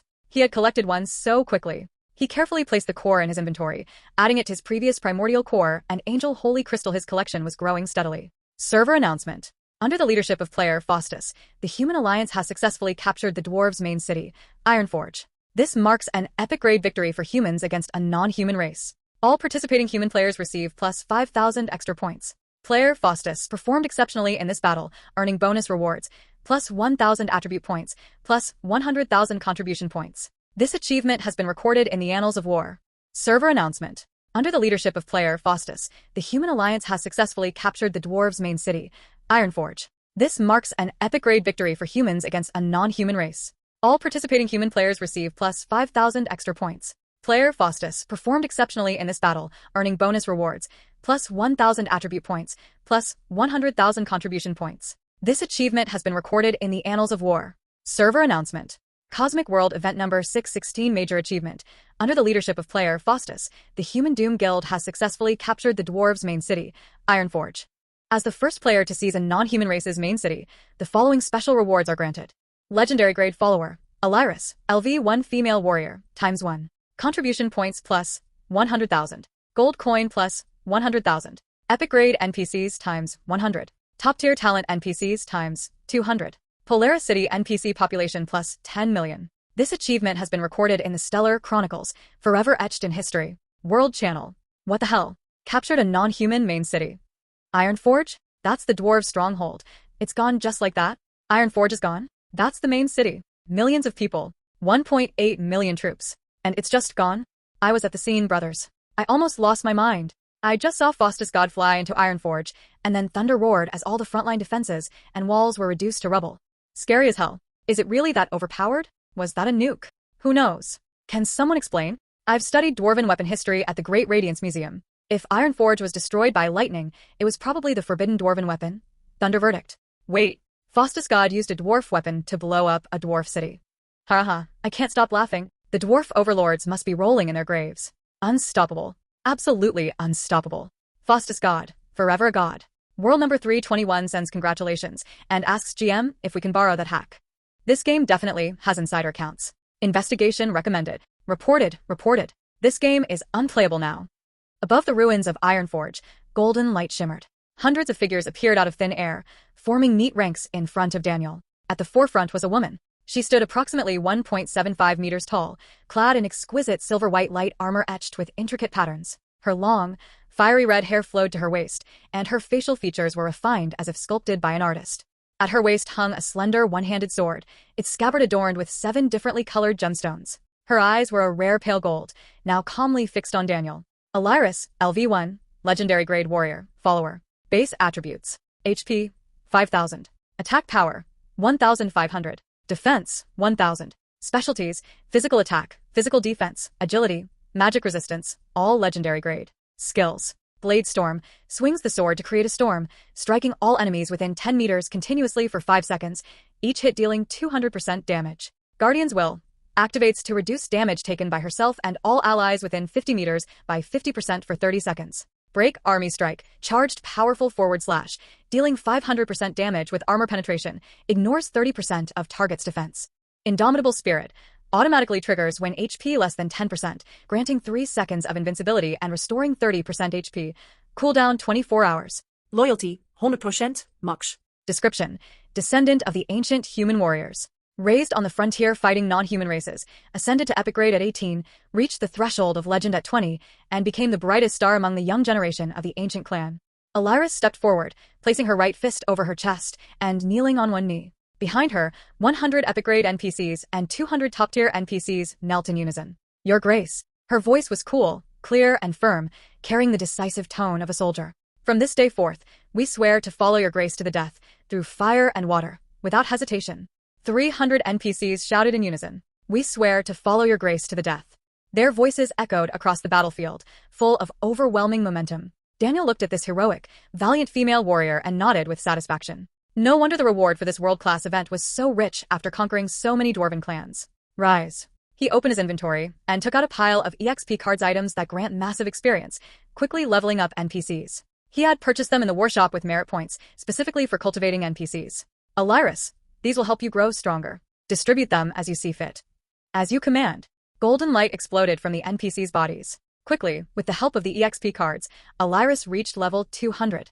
Aliris, LV 200, Legendary Grade Warrior. Current attributes. Attack Power, 1,500 to 148,500, plus 1,500 per level. Defense, 1,000 to 200,000, plus 1,000 per level. Aliris felt the surging strength within her, her eyes filled with gratitude. Daniel smiled, curious. Why stop leveling now? I've got plenty more of these. He pulled out another stack of EXP cards, ready to continue. Aliris quickly waved him off. Your Grace, you cannot use more. Daniel raised an eyebrow. Why not? Alyrus explained seriously. To continue ascending, 2 conditions must be met. First, the individual's understanding must match their level. Only a strong heart can control this immense strength. Second, an Ascendant Starstone is required to assist the breakthrough. Without it, only a sliver of luck allows ascension. At best, potential is damaged and one remains stuck at legendary grade. At worst, the body explodes on the spot. Even with an Ascendant Starstone, one's insight must reach its limit. Both must work together: battle, experience, insight, none can be skipped. Simply stacking levels with EXP cards produces an unstable foundation. Even if one manages a lucky breakthrough, their power will be greatly reduced. Daniel nodded thoughtfully. He remembered the Ascendant Starstone in his inventory. Once Alyrus's understanding met the requirements, he could use it to help her ascend. After all, someone who became legendary by 20 had immense potential. And he had a Supreme Grade Ascendant Starstone enough to carry her all the way to Supreme Grade if needed. Understood. He put away the EXP cards and looked at Alyrus. From today on, you are my personal commander. These 100 epic grade NPCs are under your command. Alyrus's eyes lit up, and she saluted solemnly. As you command, your grace. Meanwhile, Skyhold, 300 miles outside Lamb River. This was the southeastern border of human territory. Further south lay the vast, untamed primeval forest. Deep within the forest hid a bottomless chasm. Black mist constantly flowed from the rift, twisting into grotesque shapes in the air. From its depths came faint whispers and guttural roars. At the edge of the rift stood a towering stone watchtower. Built entirely from white jade and standing about 50 meters tall, its summit floated a massive orb of light, radiating a soft golden glow that sealed the surrounding black mist out. This was a human watcher's tower. The Shadowkin were not minions of the dark god, they were native to this world. They were the descendants of the Great Abyss from the previous era, once rulers of the entire world before the Abyss closed. 2,000 years ago, the gods and humans united to seal the Shadowkin beneath the abyssal rift. To prevent their escape, humans built watchtowers at every rift, manned day and night. At this moment, a small green figure crept stealthily toward the rift. It was a goblin. Barely 1.2 meters tall, cloaked in black, with dark green skin visible beneath the hood. Pointed ears, flattened nose, protruding teeth, and small eyes gleaming with cunning. Goblin Envoy, Cruel, LV-150. He held a black token in his arms, etched with twisted runes and exuding an eerie aura. Abyssal Token Special. Effect, allows the holder to safely pass Shadowkin wards, immune to abyssal aura and undetected by Shadowkin attacks. Description, a Shadowkin token, granted only to those recognized by the Shadowkin. Cruel reached the edge of the rift, took a deep breath, and leapt. The black mist immediately swallowed him. Falling. After an unknown duration, his feet touched solid ground. Opening his eyes, Cruel found himself in a massive underground chamber.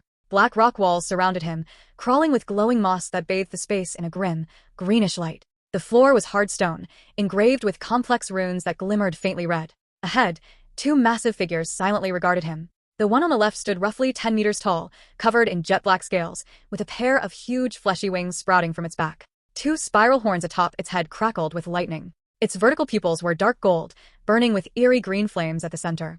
Abyss Lord, Asmodar, LV, legendary grade. The figure on the right was slightly smaller, but exuded a far more sinister aura. She had a female form, covered in dark purple scales, with 6 slender bony wings on her back, each tipped with a sharp spike. Nightmare Queen, Avelia, LV, legendary grade. Their combined presence pressed down on Cruel like a mountain, nearly suffocating him. He knelt heavily, barely daring to lift his head. Esteemed Abyss Lord, Nightmare Queen. I am Cruel, envoy of the Goblin tribe, sent by the High Priest to pay respects. Abyss Lord Asmodar leaned down, his massive eyes fixed on Cruel. The gaze was like a predator observing an ant. A goblin. His voice rolled like thunder, shaking the entire chamber. You green-skinned vermin dare to stand before me? Cruel trembled violently, but forced himself to speak. Please, my lord. I bring urgent news. He took a deep breath and spoke rapidly. The beast folk, elven rebels, dwarves, mammoth folk, sea people, and shadow council have formed an alliance. They plan to launch a full-scale war against the humans. I have come specifically to plead for your cooperation, to strike the humans from within and without. Asmodar and Avelia exchanged a glance. Humans. Avelia's voice was hoarse and seductive. The Watchers are still above. Cruel nodded repeatedly. They are. Still standing. So, what is this? Are you courting death? Avelia's eyes flashed red. For countless years, if not for the Watchers guarding above, the Shadowkin army would have long torn the humans to pieces. Your Majesty, I came prepared. A smug expression crossed his face as he pulled a dark spear from his cloak. Forged entirely from an unknown black metal, twisted runes etched along its shaft, the tip glimmered with a dark red light. Merely holding it, one could feel the murderous intent contained within. Spear of Dalek, special weapon / single use. Description: an ancient forbidden weapon of the Shadowkin, forged specifically to strike the gods. Its appearance always heralds bloodshed and chaos. With this, those human watchers, hee. Cruel didn't finish, but the implication was clear. Asmodar stared at the spear, silent for 3 seconds, then laughed. The roar rolled like thunder, shaking the chamber. Good, good. 2,000 years, we have finally awaited this day. His eyes burned with the fire of vengeance. Back then, the gods and humans united to seal us beneath this sunless abyss. It is time to make them pay. Avelia laughed to an eerie, captivating sound. Those self-proclaimed paragons of justice have surely forgotten the era when we Shadowkin ruled. I cannot wait to make them truly feel what despair is. Inside the Ironforge Overlord's mansion, Daniel sat at the head of the table, reviewing a long list. It was the loot inventory after capturing Ironforge. Resource collection list. Mines. Obsidian mines times 12, annual output 5 million units. Silver grade mines times 8, annual output 2 million units. Thundersteel mines times 5, annual output 1.5 million units. Iron grade mines times 25, annual output 20 million units. Platinum grade ores, various, times unknown, requires further exploration. Materials. Rare metal ingots 30 million units. Magical materials 5 million units. Alchemy materials 2 million units. Enchantment materials 1 million units. Equipment. Epic grade times 47. Black gold grade times 328. Platinum grade times 1, 247. Gold grade and below times countless. War machines. War behemoth, black gold grade, times 30, destroyed, requires repair. Thunder cannon, platinum grade, times 237. Lava thrower, platinum grade, times 185. Steam repeater, gold grade, times 542. Other machinery times countless. Gold coins. Iron Forge reserves 5 billion. Estimated value from selling valuable items, 2 billion. Population. Dwarf warriors killed 2.2 million. Civilian survivors 230,000. Surviving artisans 12,000, including 800 top tier. Daniel glanced at the list, a faint smile on his lips. This operation had paid off immensely. Daniel closed the ledger and looked over at Hudson. General Hudson, has the reconstruction of Iron Forge begun? Hudson nodded. Yes, Your Grace. Following your instructions, we've started remodeling the city to match human architectural style. It's expected to take about a week, costing roughly 1 million gold coins. Daniel waved his hand dismissively. Money is never a problem. He opened the city building interface and transferred the funds directly. You have transferred 100 million gold coins to the city construction account. 100 million build it properly. Fortify the walls, widen the streets, upgrade the buildings. I want this city to become a beacon of human conquest against the non-human races. Hudson twitched at the number. 100 million gold coins to renovate a single city. This duke really didn't treat money as money. Yes, Your Grace. He turned and left to oversee the reconstruction. Daniel leaned back in his chair, continuing to think about his next move. With the dwarves handled, who would be next? Beast folk? Or the dark elves? As he pondered, a message popped up in his private guild chat. Opening it, he saw it was from an unfamiliar ID. Player Skylight, whispers Faustus. Faustus God. Help. Daniel raised an eyebrow. What's going on? We're stationed at Dawnlight City, but things have gone terribly wrong. The city is now surrounded by a massive non-human army. At least 300,000 strong. Beast folk, goblins, elves, biomen, mammoths. Every race is here. The leader seems to be Vanthian, head of the Stormbound Guild. The garrison only has around 9,000 NPCs, and with our players, just over 10,000. We can't hold them. God, please save us. A cold light flashed in Daniel's eyes. Stormbound Guild, Vanthian. So these guys had aligned with the non-human races. He opened the map and located Dawnlight City, a small frontier city at the northeastern edge of human territory, about 800 kilometers from Skyhold. Small population, weak defenses. If 300,000 non-human players really attacked, it was indeed indefensible. As he prepared to reply, another message popped up. Player Sunborn, whispers Faustus. The Lamb River region within Skyhold is under coordinated attack by non-human players. We've decided to hold the city, requesting your aid, guild leader. Daniel paused. Sunborn. He remembered this player. During the Doomgreen Forest Goblin Hunt, this guy had single-handedly killed 2,847 goblins, ranking in the top 5. He had taken note back then. Daniel immediately replied, hold the city. I'm on my way. Meanwhile, Dawnlight City. The atmosphere atop the walls was so tense it felt frozen. Below, the black tide of an army stretched endlessly. Beastfolk berserkers, dwarf siege squads, goblin priests, dark elf assassins, biomen behemoths, mammoth war elephants, densely packed, at least 300,000 strong. At the center, a massive banner flew high. A twisted symbol embroidered upon it the emblem of Stormbound Guild. Vanthian stood atop a war chariot, surveying the city. He wore a dark purple mage robe adorned with strange flame patterns, holding a black staff topped with a floating purple flame. Inferno Mage, S-Rare class, LV 72. Behind him, over 300,000 non-human race players surged forward. Brothers. Vanthian raised his staff, his voice echoing across the battlefield. Today is the day we non-human players make our mark. This city is our first stepping stone. Capture it, slaughter the inhabitants, and we'll establish a foothold in the non-human faction. Then gear, skills, points, whatever we want will be ours.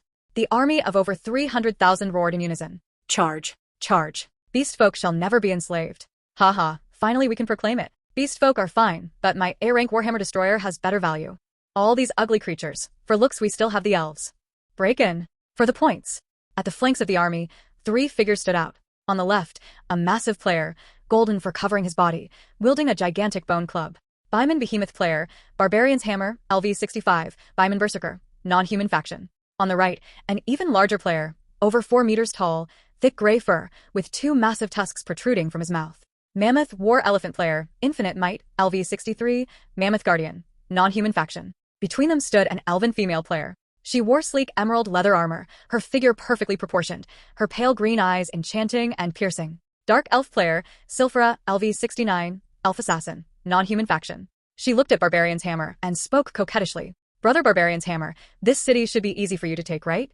The golden-furred giant's bones practically melted at the term brother. He patted his chest and vowed. Don't worry. With defenses at this level, I can smash their gates with one strike. Sylphra turned to Infinite Might. And you, Brother Infinite Might? The mammoth nodded. Of course. Same here. Sylphra's eyes gleamed with satisfaction. These 2 simpletons so easy to manipulate. Though she secretly looked down on their simple-minded, brute force approach, using them when necessary was quite convenient. Vanthian watched and smirked. Elf's beauty talent is indeed useful. 2 idiots stupid in real life, and just as dumb in the game. He shook his head and raised his staff toward Dawnlight City. All forces advance. Whoosh dash. The horn blared. 300,000 strong army surged like a tide toward Dawnlight City. On the city walls, Sunborn gripped his greatsword tightly, staring down at the approaching horde. 6 others stood beside him, his 7-person squad. The priestess paled. See, Captain, can we hold them? Sunborn drew a deep breath. Even if we can't, we will hold. Faustus God is coming. He turned to the other players on the walls. Brothers, Doom Guild reinforcements are on the way. Faustus God is en route. If we just hold until he arrives, we win. Do you have the confidence? Players exchanged glances, then erupted in a deafening roar. Yes. To hell with it. These idiot players normally don't act like humans, but I'll take a few down with me if I die. Charge. 4 XP. 4 points. Sunborn grinned. That's the spirit. He raised his greatsword. Prepare to engage. World Channel. Extra. Extra. Dawnlight City is surrounded by the non-human armies. What? 300,000 against 10,000? That city is doomed. Looks like there are Doom Guild players defending it. Where's Faustus? Why isn't he coming to help?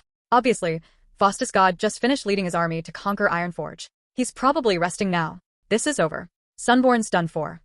I bet they won't last half an hour. I'll say 1 hour. Place your bets. Doom Guild Channel. The non-human players are acting brazen, attacking a human city. The Doom Legion is still recovering from Ironforge. We, who just logged in, need to support Dawnlight City. I've already left with hundreds of guild members. You're all moving so slow. Ivy already arrived. Daniel's gaze shifted away from the guild chat. A non-human army legion? His eyes narrowed. He quickly pulled a black vial from his inventory. The bottle was completely black, etched with twisted skull patterns. Its cork was sealed with wax, and inside the dark liquid churned ominously. Death Curse Potion, single use. Effect. Upon using, the next player you kill will drop at least 1 piece of current equipment and lose 5 levels. However, if you are killed during this period, you lose 10 levels. Description. A curse that gambles everything, either you die or I perish. Daniel had obtained this as a reward during the Beast Tide event, 10 bottles in total, and used until now. He decided it was time. Daniel uncorked the vial and drank it in 1 gulp. Gulp. The black liquid slid down his throat, an icy chill immediately spreading through his body. Ding. You have used Death Curse Potion. Current status. Death Curse, 12 hours, until first kill or death. Singer's Gem effect triggered. All item effect durations increased 100 times. Death Curse duration, 12 hours to 1,200 hours. A faint smile appeared on Daniel's lips. 1,200 hours, exactly 50 days. During these 50 days, every player he killed would lose 5 levels, drop their equipment, and have their inventory cleared. Thinking this through, he opened his status panel. Death Curse buff. Killing a player reduces their level by 5, including current level. Forces the drop of at least 1 piece of equipment, highest quality prioritized. Forces the drop of all inventory items. Description. Those killed by this curse are returned to pre-liberation status. Seeing this near-bug level buff, Daniel immediately sprinted toward a nearby portal. A flash of white light, and he vanished. Dawnlight City. A flash of light. Daniel arrived in an instant via God's speed, and the deafening sounds of battle met him immediately. Dawnlight City, has it fallen? He furrowed his brow, surveying the scene. The human banners on the walls had been torn down, replaced by a variety of non-human flags. The Beast Folk Lion Standard, Goblin Green Skull Banner, Dark Elf Serpent Banner. Countless non-human players burned, looted, and massacred within the city. Even women, children, and the elderly weren't spared. A Beast Folk Berserker swung his axe to splinter the door of a house, screams of women and children spilling out. Ha ha. All these NPCs are mine. Don't even try to compete. Perfect. Killing an NPC child gives more points than monsters. Brothers charge. Steal kills, steal points. A dark elf assassin emerged from the shadows, her dagger slicing the throat of an NPC elder. Blood gushing. These civilians are so satisfying to kill. All the points, haha. A goblin priest conjured a cloud of poisonous mist, the screams of trapped NPCs echoing inside. Ha ha ha. My poison fog is getting stronger. From the direction of the Lord's Manor, fierce battle sounds rang out. Although Doom Guild and other human players had arrived to reinforce, they were only slowing down the advance of over 300,000 elite non-human players. The remaining defenders were concentrated at the Lord's Manor. As long as the manor held, the city remained under human control. Daniel's expression turned serious. In the next moment, he unfolded black dragon wings, his figure becoming a shadow as he streaked toward Lord's Manor. The gates of Lord's Manor were tightly shut. Outside, a dense sea of non-human players surrounded the manor, 30,000 thick, stretching as far as the eye could see. The leaders of the non-human faction stood together, greedily eyeing the manor, continuously commanding their warriors in repeated assaults. As long as we breach Lord's Manor, Dawnlight City is ours. Vanthian stood atop a war chariot, raising his dark flame staff. A column of dark purple fire slammed against the gates, causing them to tremble and crack. Next to him, the dark elf Sylphra casually tucked a strand of hair behind her ear. Hope you keep your word. Let's avoid surprises with our resources.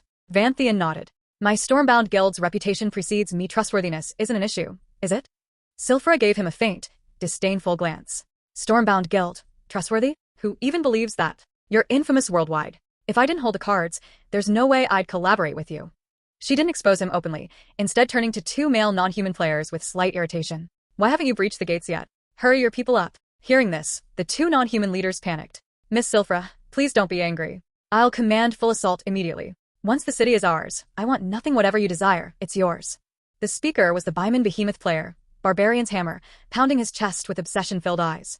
The Mammoth War Elephant player, Infinite Might, nodded. Same here. Sylphra's eyes flickered with slight disgust. But disdain aside, she wouldn't bother arguing. There was profit to be had.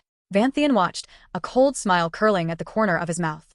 You really think bringing these two idiots along will gain you anything from me? Foolish. At that moment, a shadow descended from the sky, landing squarely in front of Lord's Manor. Boom! The ground cracked, stones flew. As the dust cleared, everyone could see the newcomer.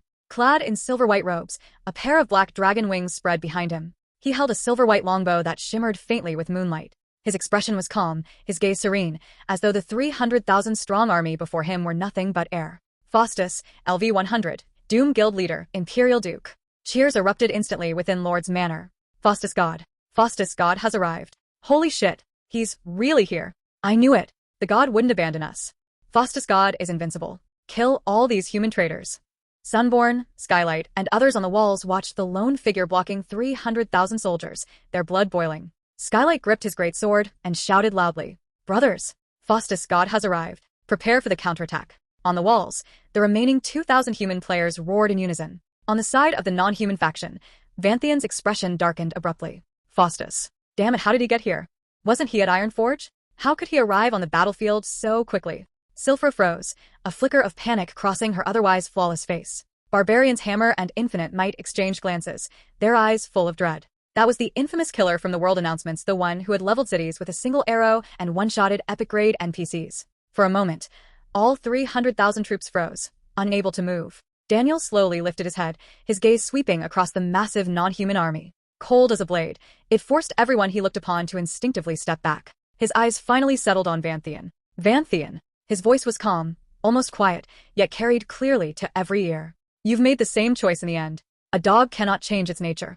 Vanthian's face turned pale as iron. He gritted his teeth. Faustus, who do you think you are? Arrogant, huh? We have 300,000 soldiers. How many can you possibly kill alone? A faint smile tugged at Daniel's lips. 300,000? He raised Moon Reaper, and on the empty bowstring, a single golden arrow materialized out of thin air. Want to test it? Bang! The golden arrow tore across the sky and pierced Vanthian's chest in an instant. Minus 1,068,864. A terrifying damage number floated above Vanthian's head. His HP vanished instantly. He didn't even have time to react before his body exploded into fragments. Ding. You have slain player, Vanthian, non-human faction. Death curse buff triggered. Target level -5, current. 72 to 67. Dropped equipment times 7. Dark flame staff, shadow robe, shadow gauntlets. Forced drop of all inventory items, gold, materials, potions, scrolls. Gold and equipment sparkled across the ground. Materials piled into small mountains. Silence fell. Over 300,000 non-human players stared blankly at the scene. What? Killing a single player could drop this much loot? But more terrifying was that being killed by Faustus reduced levels by 5. All that equipment exploded, and the entire inventory emptied. What kind of bug skill is this? Luminera, respawn point. Vanthian stumbled into the respawn area, face pale as death. Those 3 system prompts had him questioning the game. Ding, you were killed by player Faustus. Death curse buff triggered. Level -5. Ding, you were killed by player Faustus. Death curse buff triggered. Dropped equipment times 7. Ding, you were killed by player Faustus. Death curse buff triggered. Forced drop of all inventory materials. He looked down. His inventory was empty. His level had dropped from 72 to 67, falling out of the top tier of players. His equipment gone. Everything he had painstakingly acquired, with countless gold coins vanished. His hands trembled, teeth chattered. Then he opened the game forum, frantic, and started a post. Report. Faustus hacking. After being killed, I lost 5 levels, my equipment was blown away, leaving only my undergarments, and my inventory was wiped. GM, are you paying attention? The post instantly flooded with replies. Ha ha ha, what have you done to deserve this? Faustus God. Heard you wanted fairness? I'll give you fairness. Level loss, high loot explosion rate, inventory wiped. Is this killing or account deletion? Vanthian. Bro, I'm back to square one overnight. Stormbound guild leader wiped out equipment and gold gone. Is this moral collapse or human corruption? Welcome to this episode of Inside Stellar's Top Player. Dawnlight City. The square before Lord's Manor glittered with dropped equipment, gold, and materials. Over 300,000 non-human players stared at the pile, but none dared touch it. They watched Daniel in disbelief, fear gradually creeping into their eyes. What is this? Killed by him, level drops 5, high loot, inventory wiped. How is this different from having your account deleted?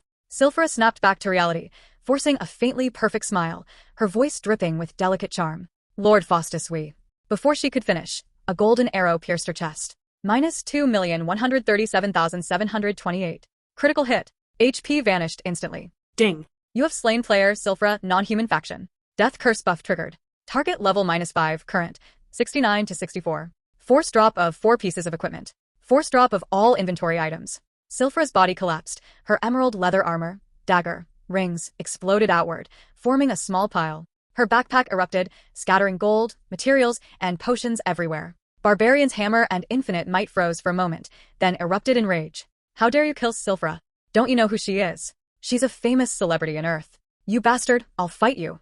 Barbarian's hammer roared, transforming into a bimon behemoth, golden fur bristling, swinging his massive bone club at Daniel. Infinite might also roared, transforming into a mammoth war elephant, his 5-meter-tall body shaking the ground, tusks gleaming coldly. Daniel's expression was calm. Etherlance. The golden spear tore through the sky, piercing Barbarian's hammer's chest instantly. Boom. Minus 1,504,332. The enormous body exploded into fragments. Ding. You have slain player Barbarian's hammer, non-human faction. Death curse buff triggered. Immediately afterward, another Etherlance shot forth. Infinite might had barely advanced halfway before the golden spear pierced him. Boom. Minus 1,498,770.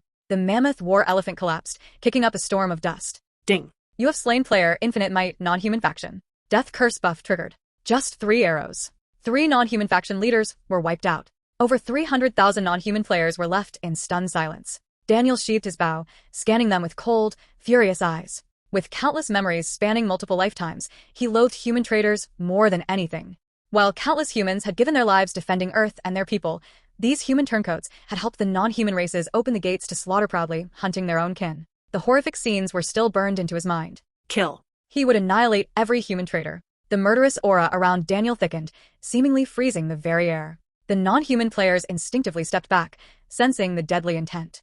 Who else is left? Daniel's voice was quiet, yet it struck every heart like a hammer. Not a single one of the 300,000 non-human players dared move. Who else is left? Daniel's voice was quiet, yet it struck every heart like a hammer. Not a single one of the 300,000 non-human players dared move.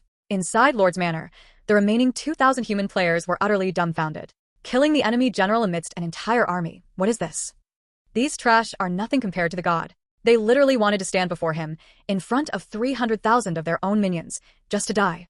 Faustus god, you see me and don't immediately kill yourselves, yet still dare bark at me? Boldness indeed.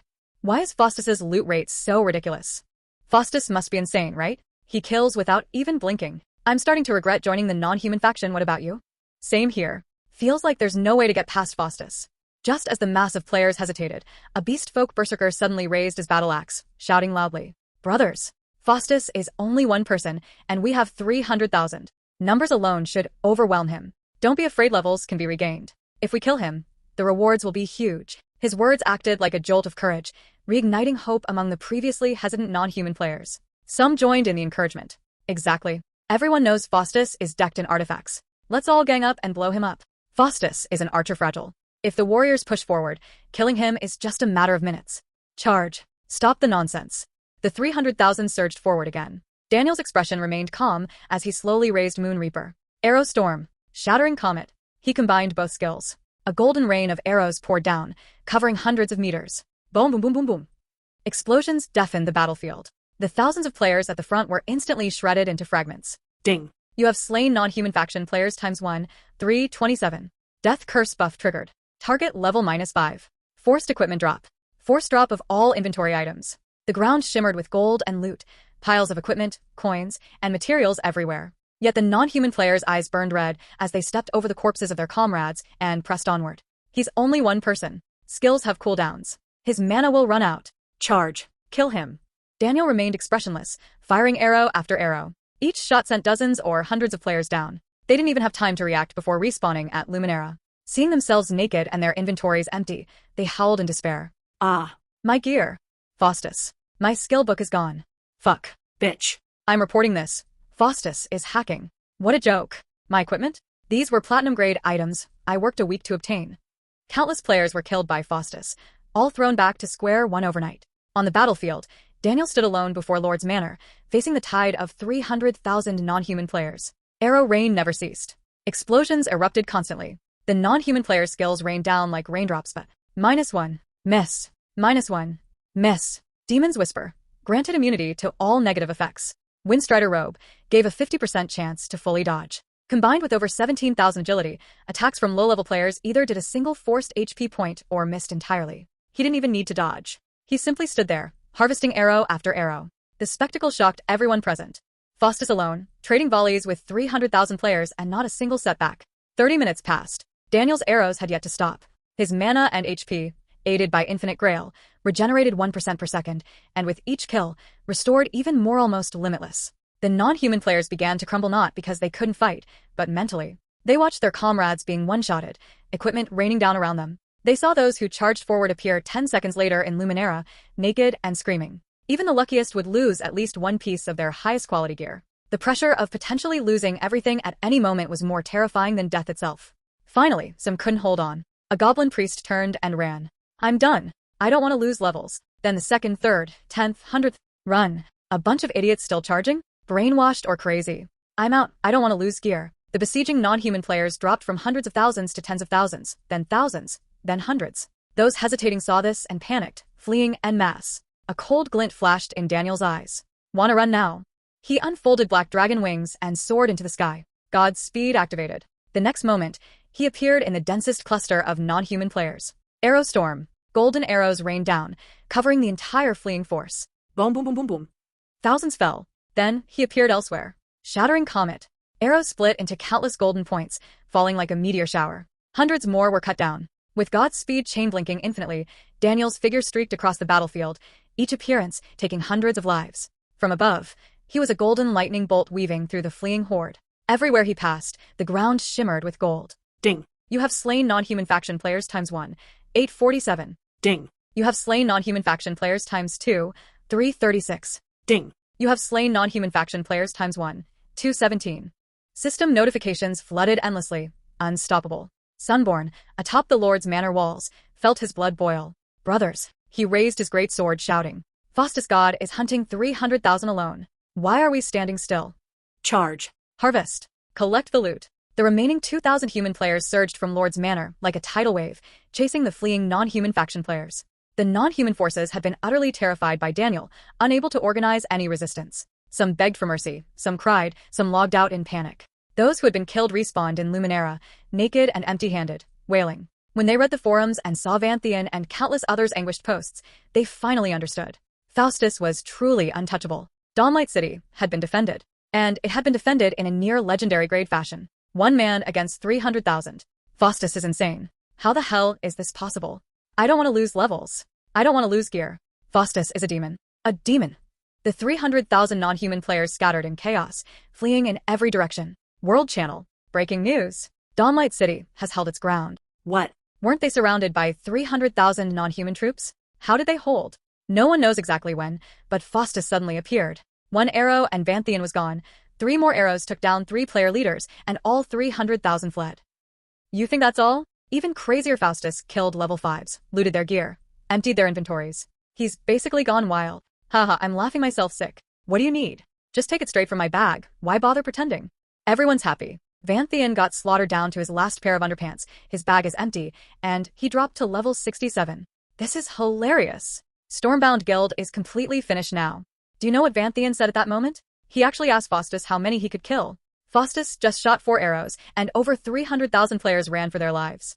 Don't laugh, and you won't survive either. Wait until you see the forum breakdown of the Ironforge battle. For players? Pathetic. Even epic-grade NPCs over level 200 couldn't withstand a single arrow from the god.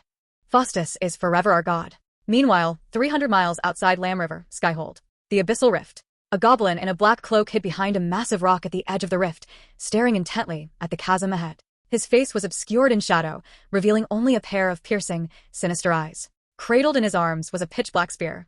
The weapon stretched 2 meters long, forged from an unknown black metal, the shaft etched with twisted runes, the tip glowing a dark crimson.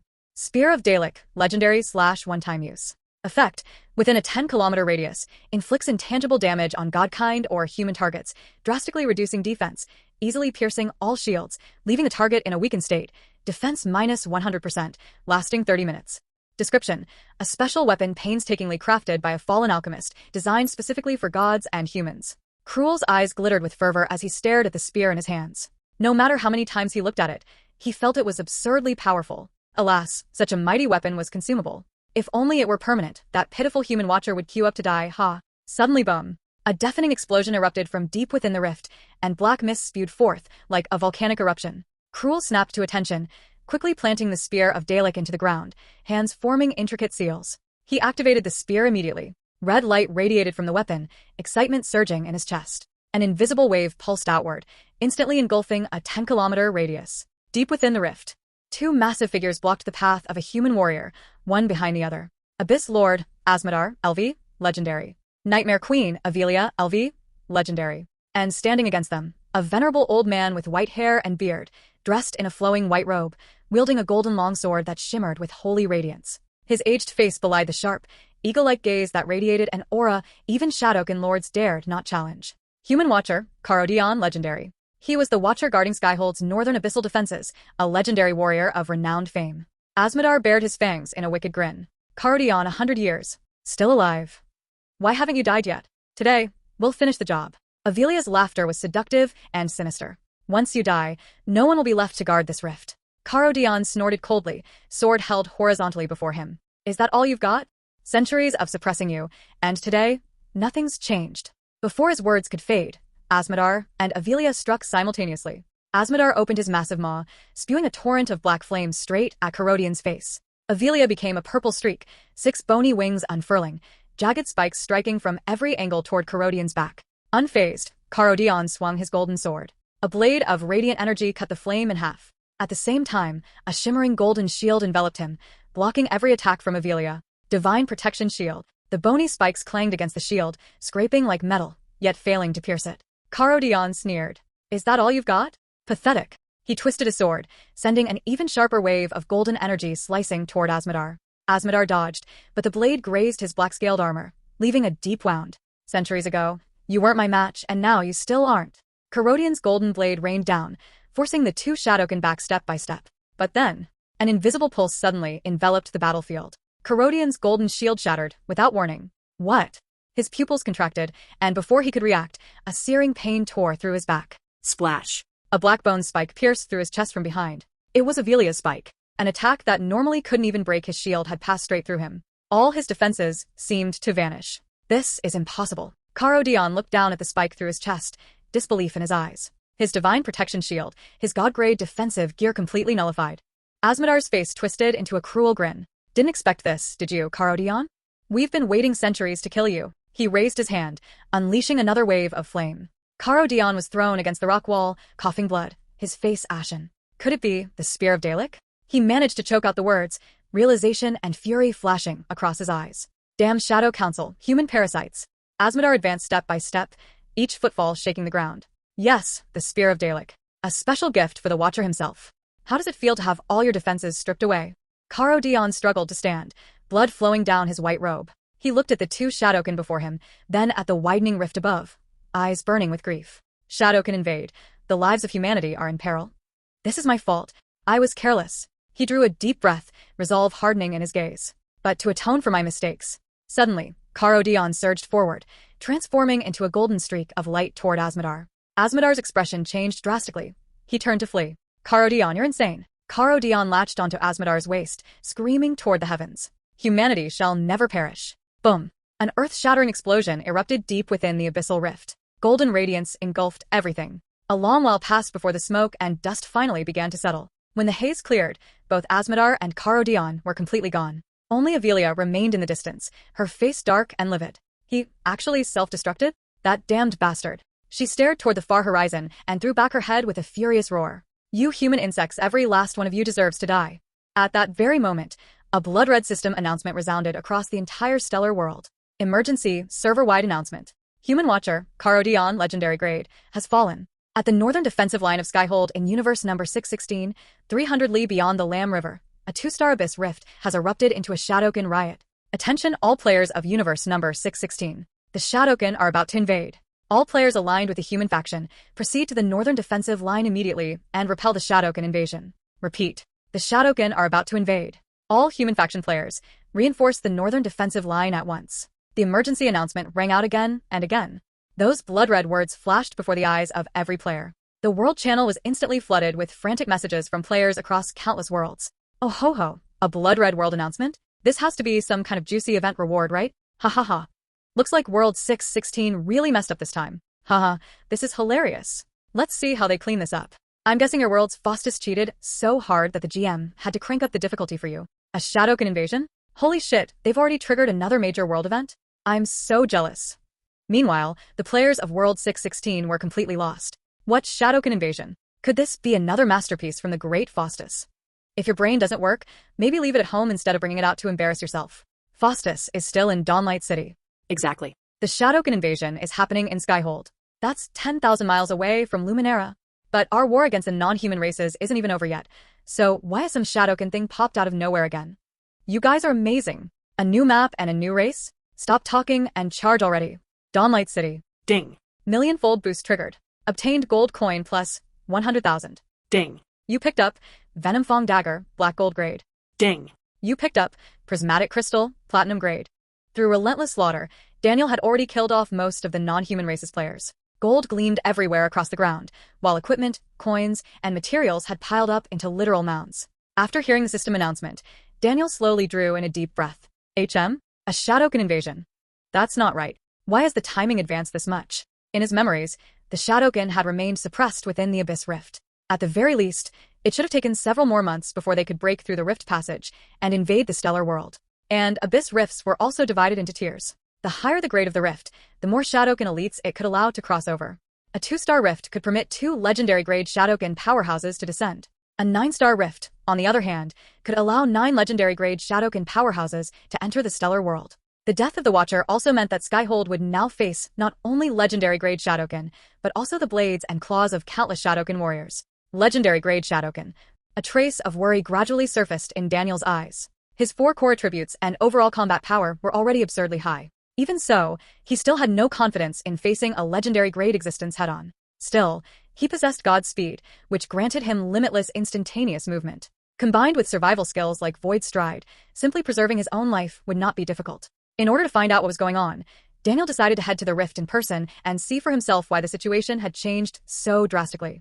Without wasting another second, he used a portal and rushed toward Skyhold, 300 li beyond the Lamb River, the site of the 2-star Abyss Rift. At that moment, countless fiends were pouring madly out of the rift. Some were beast-shaped, their bodies covered in jet-black scales, their eyes burning with dark crimson fire.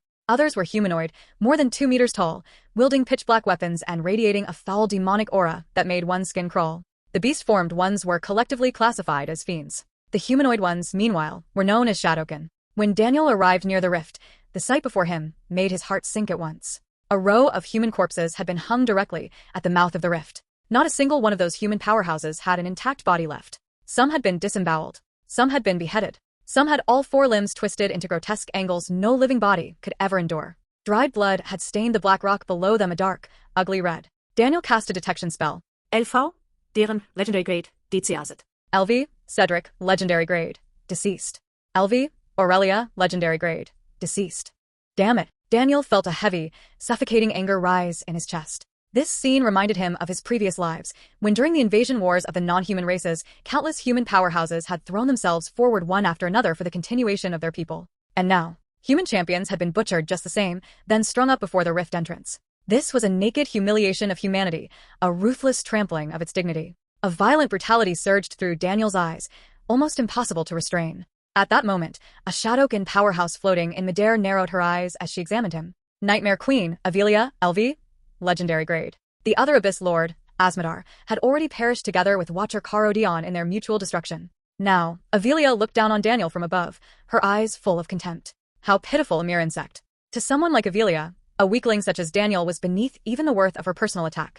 Thus, she merely lifted a hand and gave a careless wave. In an instant, countless Shadowkin warriors charged toward Daniel in a frenzy of excitement. Human worm, despair, and beg for mercy. Ha ha ha. Sensing the tide of Shadowkin warriors rushing at him, Daniel remained utterly calm. God's speed activated. A flash of white light streaked through the battlefield, and every single Shadowkin attack missed its mark. In the next instant, Daniel appeared before the 3 mangled corpses of the fallen human powerhouses. He took down those 3 bodies and lifted them onto his back. Then, without the slightest hesitation, he activated God's speed once more. Whoosh! A great mass of Shadowkin elites swarmed in from all directions. Yet none of them could touch him, and they could only watch helplessly as he vanished right before their eyes. When Daniel appeared again, he was standing atop a high ridge. He slowly and carefully laid the 3 bodies down. He examined them in silence. The corpses of these 3 human powerhouses had been ravaged beyond recognition. Moreover, because they had not reached legendary grade, there was no divine soul remnant left within their remains. That meant they did not meet the conditions necessary to be revived with seraphic revival. And from those ruined bodies, shattered to a state almost beyond description, it was easy to imagine the agony and torment they must have suffered before death. If an ordinary bystander had witnessed this, they might have done nothing more than praise the game's realism. They might have said the visuals were convincing, the texture was impressive, and the plot was dark, brutal, and full of depth. But Daniel knew the truth. These NPCs were, in a very real sense, living beings. He forcibly suppressed the rage that was boiling inside him. Then, facing the fallen dead before him, he spoke in a low voice. I will suppress the Abyss Rift. So rest now, brave souls, and may you sleep in peace. The next moment, Daniel vanished from the high ground. When he reappeared at the mouth of the rift, countless Shadowkin warriors howled and charged at him again. The Shadowkin forces were terrifyingly coordinated. Though wild with excitement, their discipline rivaled even that of human legions. Warriors led the front, arrows and dark spells raining from above. An endless torrent of attacks descended upon Daniel. In that instant, Daniel raised his hand, and a purple crystal materialized. Thunder Verdict, Legendary / one-time use. Effect, upon activation, within a radius of 10,000 meters centered on the user, deals damage equal to 1,000% of the user's attack power to all enemies. This was a war prize Daniel had seized during the Dwarf War. At the Battle of Ironforge, its destructive power had been unbelievable. A single strike had reduced even Ironforge's toughest outer shell to rubble. In the next moment, Daniel released Thunder Verdict. The crystal flew straight into the densest cluster of Shadowkin warriors. Boom! The abyssal rift erupted in a mushroom cloud of purple lightning. Countless Shadowkin monsters were obliterated as if they had melted like snowmen in the storm. Minus 9,546,484. Minus 9,464,648. Minus 9,764,545. Damage numbers flashed wildly, the system alarm chiming incessantly. Daniel paid no heed. He teleported again and drew a second Thunder Verdict, hurling it toward another dense cluster of Shadowkin warriors. Boom! Another massive mushroom cloud exploded. Countless Shadowkin warriors turned to ash in the violet lightning. Minus 9,576,458. Minus 9,467,646. No. Avelia shrieked as she witnessed the devastation. Human ants. I will tear you apart.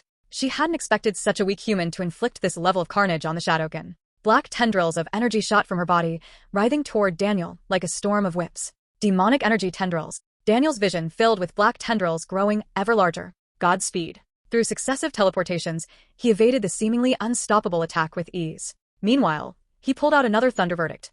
He lifted his gaze to the ceaseless stream of Shadowkin emerging from the rift, and the crystal flew with precision. It arced toward the rift's entrance. Boom. Minus 9,401,648. Minus 9,801,806. Minus 9,434,554. The entire entrance of the abyssal rift collapsed in an instant. Countless Shadowkin elite warriors perished before they could even draw a breath. Avelia's fury exploded. Die, you wretch. She surged forward, radiating purple light toward Daniel.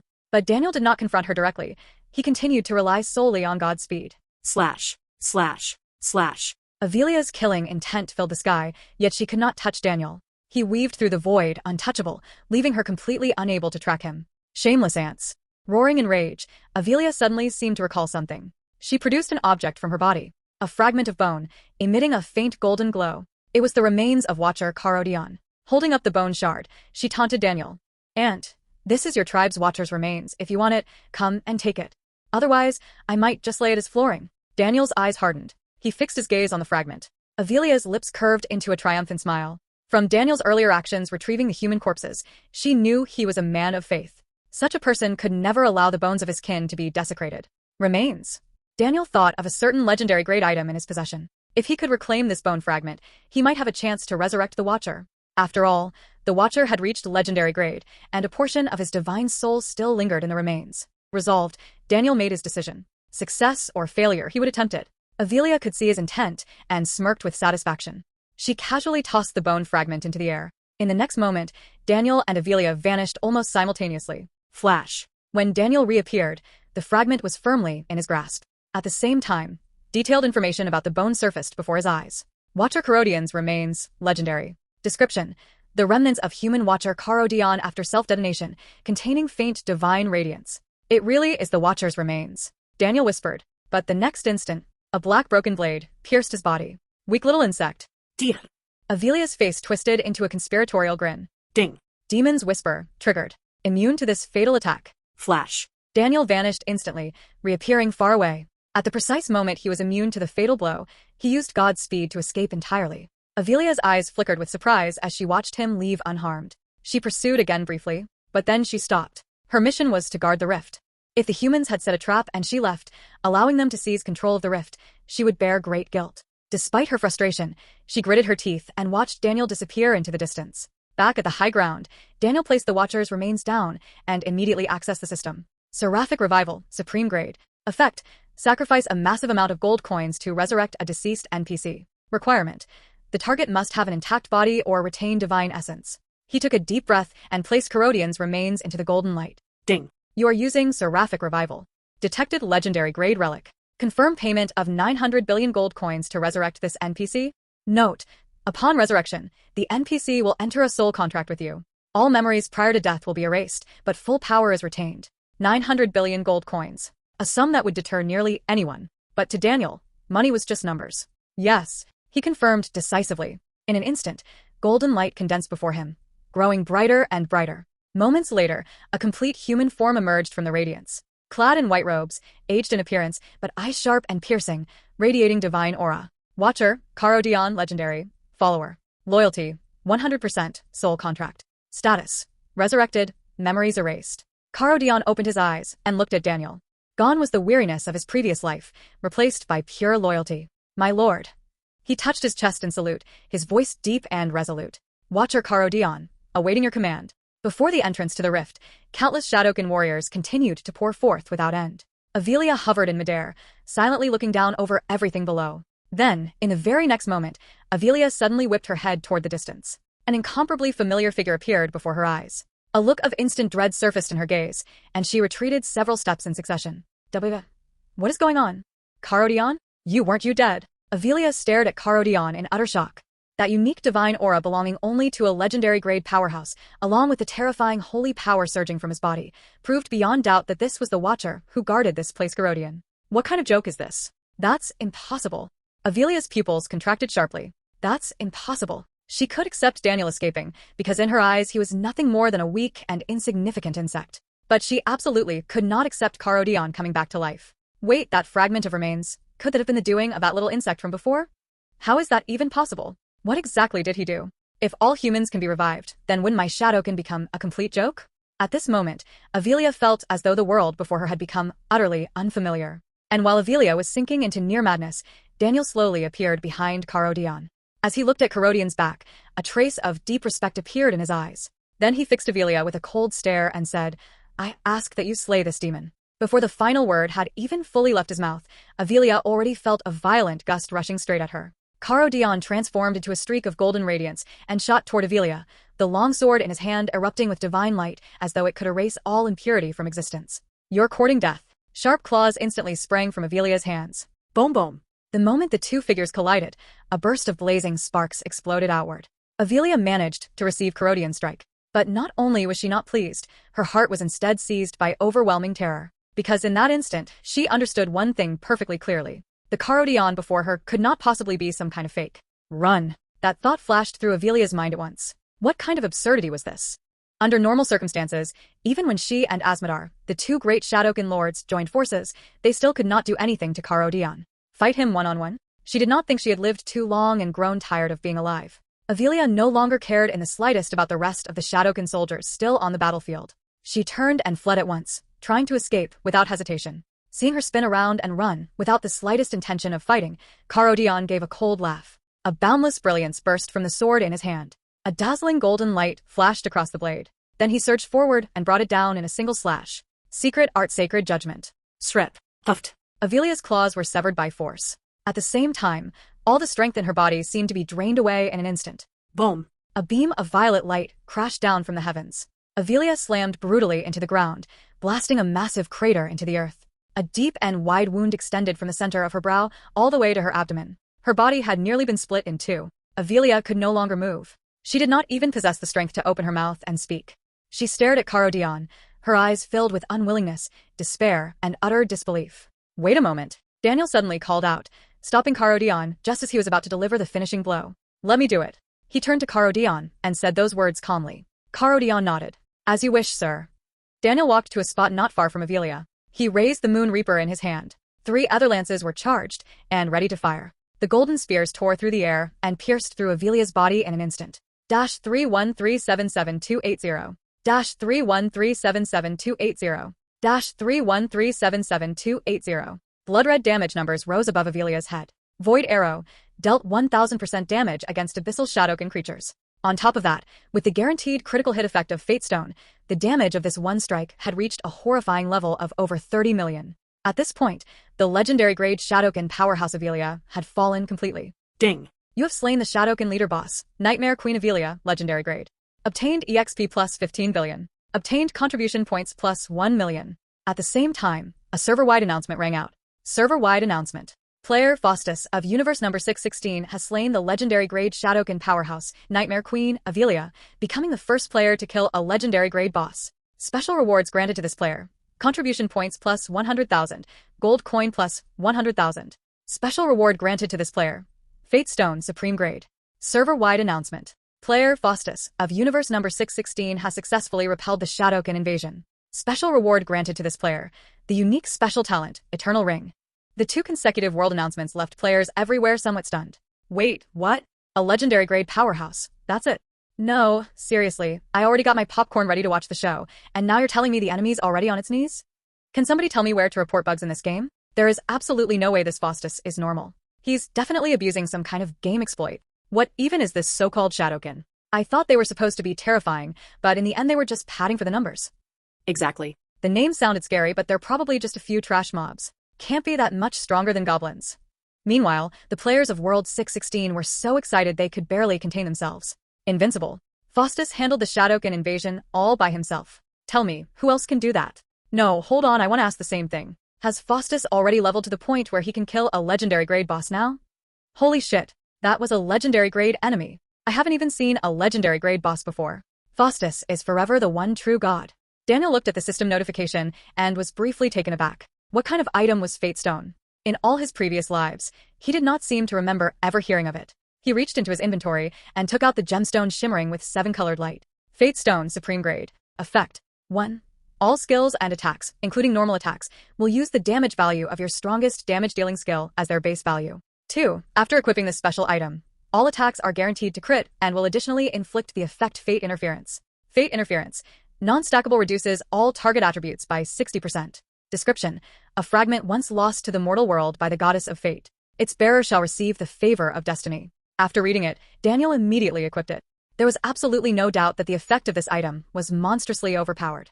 The first effect alone was absurd. No matter what kind of attack he used, all of them would be calculated using the damage of his strongest defensive skill as the base. At present, Daniel's strongest damage skill was Void Arrow. It provided a 500% damage bonus, doubled again against Shadowkin targets, and when combined with guaranteed critical hits, the damage of every arrow was now stably above 3 million. It was simply so powerful that it bordered on the ridiculous. Daniel remembered that in the Stellar World, there was also a hidden achievement. Deal 5 million damage in a single hit. And the reward for that hidden achievement was also exceptionally rare and powerful. More importantly, it was unique. 5 million. Right now, even a casual arrow for me already deals 3 million. It won't be long before I reach it. Daniel turned his gaze to another reward in his backpack. Talent Scroll, Eternal Ring, Unique/SSS Grade. Effects. All current buffs become permanent. All buffs gained henceforth will also last permanently. All buff states are undispellable, unpurgeable, and non-transferable. Description. The legendary Eternal Ring, capable of turning a fleeting moment into eternity. Prompt. Use the Eternal Ring talent? Yes. Prompt. Congratulations. You have successfully obtained the SSS grade unique talent, Eternal Ring. Daniel's eyes widened as he scanned the talent. The power granted by this talent was terrifyingly immense, undoubtedly a ceiling-level skill talent. With this talent in hand, if he were to acquire some top-tier buffs, he could approach invincibility. Moreover, the buff effects would remain undispellable, unremovable, and non-transferable. For a moment, Daniel felt a surreal sense of awe wash over him. Since the moment of his rebirth, he had envisioned countless upgrade paths and potential plans. Yet he had never imagined reaching this stage in such an almost cheat-like manner, a point so unreal that even he could hardly believe it. At level 100, he already possessed the combat power to solo over 200 level legendary grade NPCs, and his supreme grade equipment could even be sold by weight. His skills, attributes, and all other enhancements were beyond comprehension. Yet, he felt no unease at all. After all, the enemies he was destined to face were not something one could defeat easily. Even now, the gap between himself and his opponents remained vast. Adjusting his mindset, Daniel turned his attention to the ground and began collecting the items dropped by Avelia. Skyhold. Beneath the cerulean sky, a streak of brilliant blue light suddenly shot across the heavens like a falling star, tearing through the firmament. The light descended rapidly, stopping near the abyssal rift. As it dissipated, a girl appeared, clad in a deep blue mage robe. Her long silver blue hair flowed gently in the wind, and her eyes were as profound as the ocean. In her hands rested a bow embedded with an unknown gemstone, its shaft radiating faint elemental luminescence. She hovered behind Cruel, her gaze icy, slowly raising her bow. He carries the aura of the abyss. He must be the one who triggered the rift's chaos, she murmured. Cruel remained oblivious to the approach behind him, still immersed in the euphoria of completing the quest, a grin of unrestrained pride tugging at his lips. This SSS grade quest. I finally finished it, he whispered excitedly. Once I turn it in, that hidden class goblin will be mine. I just wonder how strong it will be. Surely not stronger than Faustus, right? After all, it's an SSS grade quest. Faustus probably hasn't even seen one. At that moment, a pale cyan light descended from the sky, enveloping him completely. Ding! You are affected by the God-grade sealing skill, Law of the Windlock. You cannot move, cast spells, or use any items. Cruel's grin froze instantly. Through his vision, the figure of the blue-haired mage gradually emerged. The mage simply waved her hand, and Cruel vanished with her, leaving no trace, as if he had never existed. Abyssal Rift Entrance. Daniel's eyes swept over the spoils scattered from Avelia's defeat. He began methodically clearing the battlefield, routing each item through the guild warehouse. Ding! You sold an item to Doom Guild. Meteor Flame Skill Book, 1 copper coin. Millionfold boost triggered. You have enabled default quality boost. Congratulations! You obtained 1 gold coin and the Forbidden Curse Skill Book, Skyfall, Supreme Grade. Daniel opened the skill book, feeling the searing heat emanate from its pages. Skyfall Strike, SSS Grade Forbidden Curse. Learning Restriction, Archer/level 150. Effect. Calls down meteors from beyond the heavens to strike a target area 1,000 by 1,000 meters. Each meteor deals 5,000% damage, with the number of meteors depending on intelligence, one additional meteor per 1,000 intelligence, up to 100 meteors. Upon impact, meteors explode with a 50-meter radius, dealing an extra 2,000% damage and leaving a persistent burning zone on the ground for 60 seconds. Cooldown, 10 minutes. MP cost, 10,000. Description. One of the forbidden curses of the legendary arrow god, said to bring apocalypse upon casting, reducing all to ruin. Daniel's breath hitched. A forbidden curse and an SSS-grade forbidden curse at that. He knew better than anyone what that meant. His passive profession trait caused every single shot to be equivalent to 5 simultaneous shots, with no cooldown delay. This meant that casting this forbidden curse once would unleash 5 simultaneous forbidden curses. With all his enhancements and equipment effects stacked, Daniel shook his head in disbelief. Moving on to the next item. Ding. You sold an item to Doom Guild. Starlight Whisperer, legendary grade. 1 copper coin. Millionfold boost triggered. Congratulations. You obtained 1 gold coin and the equipment. Stellar Wrath, Supreme Grade. Stellar Wrath, Supreme Grade Bow. Grade, Supreme. Special property, growth capable. Attack power, 5,000, scales with level. Equipment effects. Agility plus 500, scales with weapon level. Grants the skill Starlight Barrier. Randomly summons an elemental shield, covering the user, absorbing 500,000 damage and granting immunity to all control effects while active. Every time a forbidden curse is cast, its effects double, damage, range, duration. All archer class skills receive plus 100% effect. More skills unlockable as weapon levels up. Durability. Infinite. Supreme grade equipment cannot break.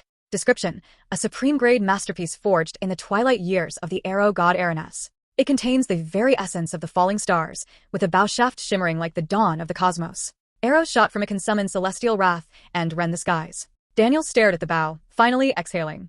Agility boost, a 500,000 damage absorption shield, immunity to control effects, forbidden curse doubling. It embodied virtually everything he could imagine. And even more powerful abilities awaited unlocking. This was an extremely rare, upgradable weapon. The Moon Reaper he had relied on was only legendary grade, inferior in many ways compared to this supreme grade bow. Though Moon Reaper could also be upgraded, its attack power increase was the only improvement. It lacked additional effects. Yet Daniel had never encountered any enemy that demanded he expend every ounce of effort and still could not win. That was why he had continued using his beginner bow all this time. Now, with a perfect, high-tier replacement, he finally replaced the Moon Reaper. Too bad. Maxing it out will take quite some effort, he muttered. The moment the bow entered his hands, a warm celestial energy spread from his palm throughout his body, as if the entire starry sky were whispering directly to him. Daniel's eyes fell on the final item. Ding. You sold an item to Doom Guild. Potion of Agony, legendary grade. 1 copper coin. Millionfold boost triggered. Congratulations. You obtained 1 gold coin and the potion. Endless Despair, Supreme Grade. Endless Despair, Supreme Grade Potion. Effect. Upon consumption, killing a target player automatically grants 100% of their gold coins and applies the Eternal Debt effect. Eternal Debt. The target player's gold coin amount is further reduced by 1,000%, and all future gold coins obtained by the target will be 100% transferred to the killer until the debt is fully repaid. During the debt period, the target shop purchase privileges are temporarily suspended. Duration. 24 hours. Description. What is true suffering? Death. No, it is a debt that can never be fully repaid. Daniel read the potion's description and felt a chill run down his spine. Such a vicious potion, combined with his eternal ring talent, meant that every player who died at his hands would forever carry a debt. He drew a deep breath, lifted the potion, and drained it in a single gulp. The bitter liquid slid down his throat, carrying an ancient aura, as if drawn from the very depths of the abyss. Ding. You have successfully consumed Endless Despair. Your status bar has been updated. He opened his status panel. Endless Debt buff. After killing a player, automatically acquire 100% of their gold coins, plus an additional 1,000%, and apply the Eternal Debt effect. Current buff duration. Permanent. Effect granted by the Eternal Ring talent. Daniel stared at the buff and couldn't help but let out a laugh. He could easily imagine the expressions of hostile players being stripped bare and utterly humiliated by this effect. After handling the loot, Daniel turned to Carodion. This time, he owed the Watcher a debt of gratitude. Without Carodian's strength, he would never have been able to so easily slay a legendary grade being like Avelia. He understood his current situation clearly. In version 1.0, legendary grade powers represented the absolute ceiling of strength in this world. Even the weakest among them would be difficult for him to confront directly with his current power. Self-preservation? Easy. Victory? Far from guaranteed. The road to becoming truly strong still lay ahead. Carodion stood quietly to the side, like a millennia-old iceberg. He retained all his former strength, but had lost all memories. For now, he was merely Daniel's follower, acting solely according to the will of their contract. At that moment, a brilliant blue figure slowly emerged from the void. HM? Where are the Shadowkin? And Avelia and Asmodar? The azure light faded, revealing the form of a young female mage, Archmage Louise.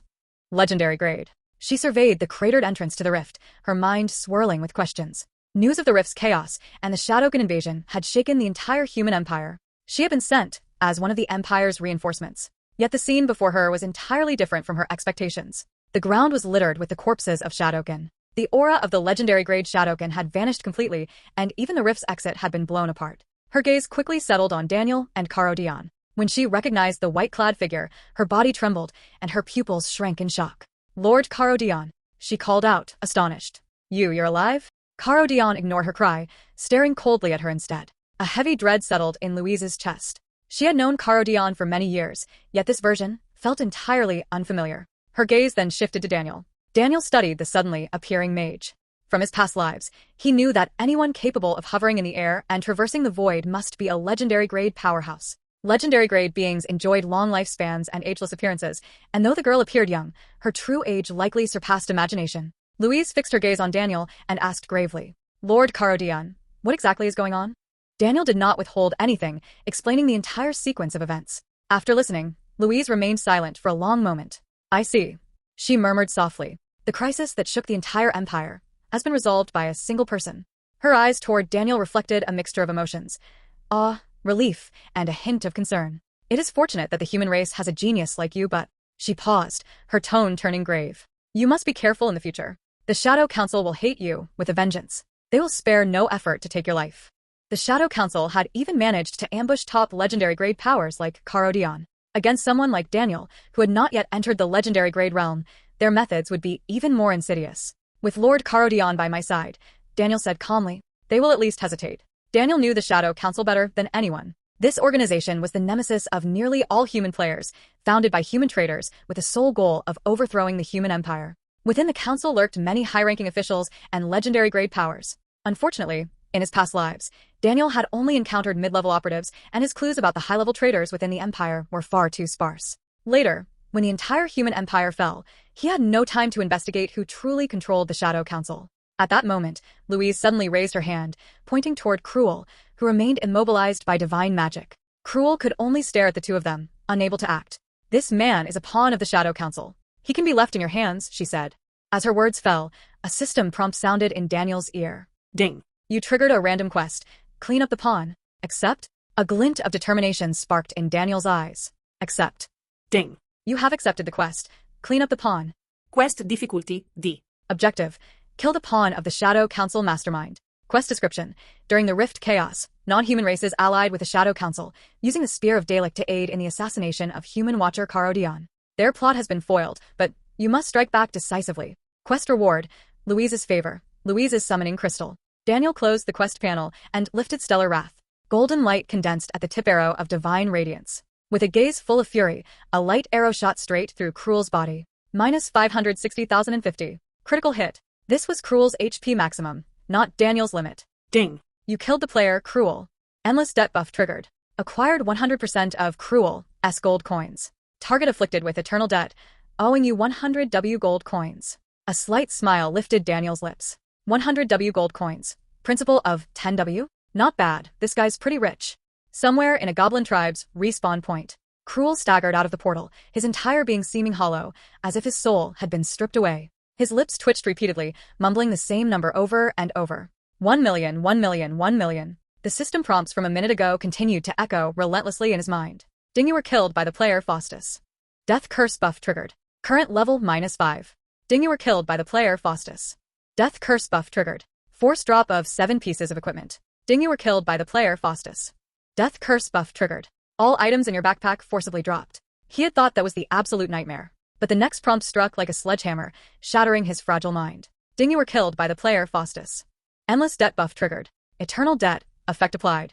All gold coins you gain will automatically transfer to Faustus, totaling a debt of 1 million gold coins. Cruel stood dumbfounded, counting the zeros over and over. Then, he realized the cruel truth. After being killed by Faustus, he actually owed him 1 million gold coins? Dash. A mouthful of blood spat out. Ding. You are currently under fate interference status, losing 200 HP. Cruel. He suddenly recalled a joke circulating on the forums recently. It was about the extraordinarily brutal level down and loot explosion after being killed by Faustus. Some players had angrily shouted, "Stop pretending. Death hook dog, just take everything from my backpack if you want." Now it had happened. Faustus really was here. Not only was everything in the backpack gone, but all future earnings were gone too. That 100,000 gold coins had taken him weeks of grinding, completing hidden quests to earn, and now, all gone. And now, on top of it, he owed even more, 1 million gold coins. Worse, repayment was prioritized. Every task reward, every sale would automatically go towards settling the debt. What kind of game was this? For a long moment, Cruel was on the verge of tears, frantically searching the system panel for the delete account and start over option. Abyssal Rift. Ding. You have completed the quest. Eliminate the pawn of the mastermind. Million-fold boost triggered. Louise's favor toward you has reached maximum. Louise regarded Daniel, her eyes full of admiration. Well done. This belongs to you, she said. A silver-white crystal orb appeared in her hand, floating in the air. She extended it toward Daniel. If you ever face danger, you can use this to summon me.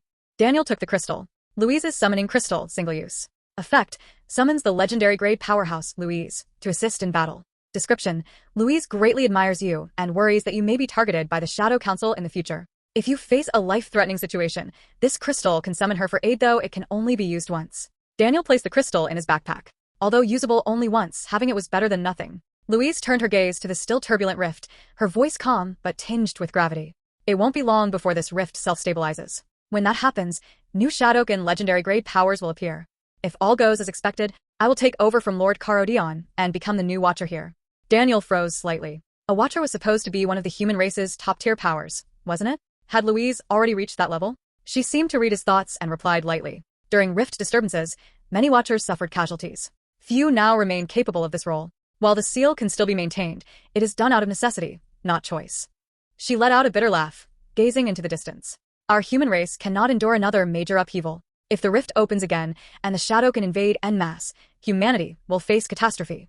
Daniel nodded, a trace of worry passing through his eyes. After a brief conversation, the two parted ways. Daniel stood alone at the edge of the rift, staring into the bottomless chasm, feeling a weight unlike anything before.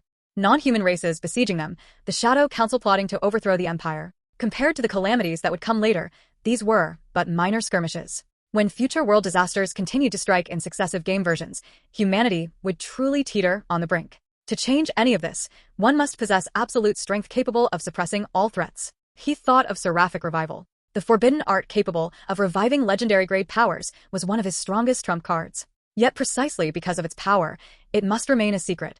The Shadow Council harbored countless human traitors, and even among the player base, they had planted spies.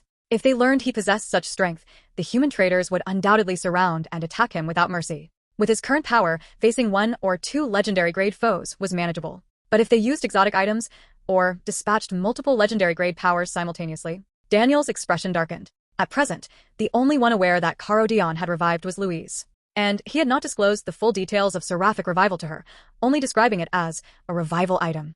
Although extremely rare, the revival item was not unique. It could be made public without danger. The key was never using the forbidden art publicly, lest the shocking power to infinitely revive legendary grade beings alarm everyone. Compared to other restricted resurrection methods, it was simply too terrifying. Even so, I'm still not strong enough, Daniel murmured, gripping his bow. If I could become powerful enough to crush all legendary grade foes, I could protect everything I wish to safeguard in this version. At that moment, an announcement reverberated across the entire stellar world, interrupting his thoughts. Server-wide announcement. Currently, 10 billion players have reached level 15 or above. System level ranking officially activated. The top 3 players will receive special rewards. Server-wide announcement. Battle of Desperation will commence in 10 minutes. All players above level 15, prepare. Daniel's spirits lifted. Battle of Desperation. In past lives, it was called a prelude to the World War, a warm-up before the true climactic battle of the World Line. He lifted his gaze to the distant horizon, a cold curve curling at the corner of his lips. Scum of World District 1213. Your debts from past lives, this time, you won't escape. Level rankings. Faustus, level 100. World District 616. White-headed Fierce Eagle, level 79. World District 616. Rhine Watcher, level 79. World District 616. Song of Faith, level 75. World District 250. Shadow Wolf, level 75. World District 1213. Thunder's Wrath, level 75. World District 666. Duskfang, level 75. World District 616. Windstrider, level 75. World District 520. Holy Light Prayer, level 75. World District 250. Sunborn, Level 75.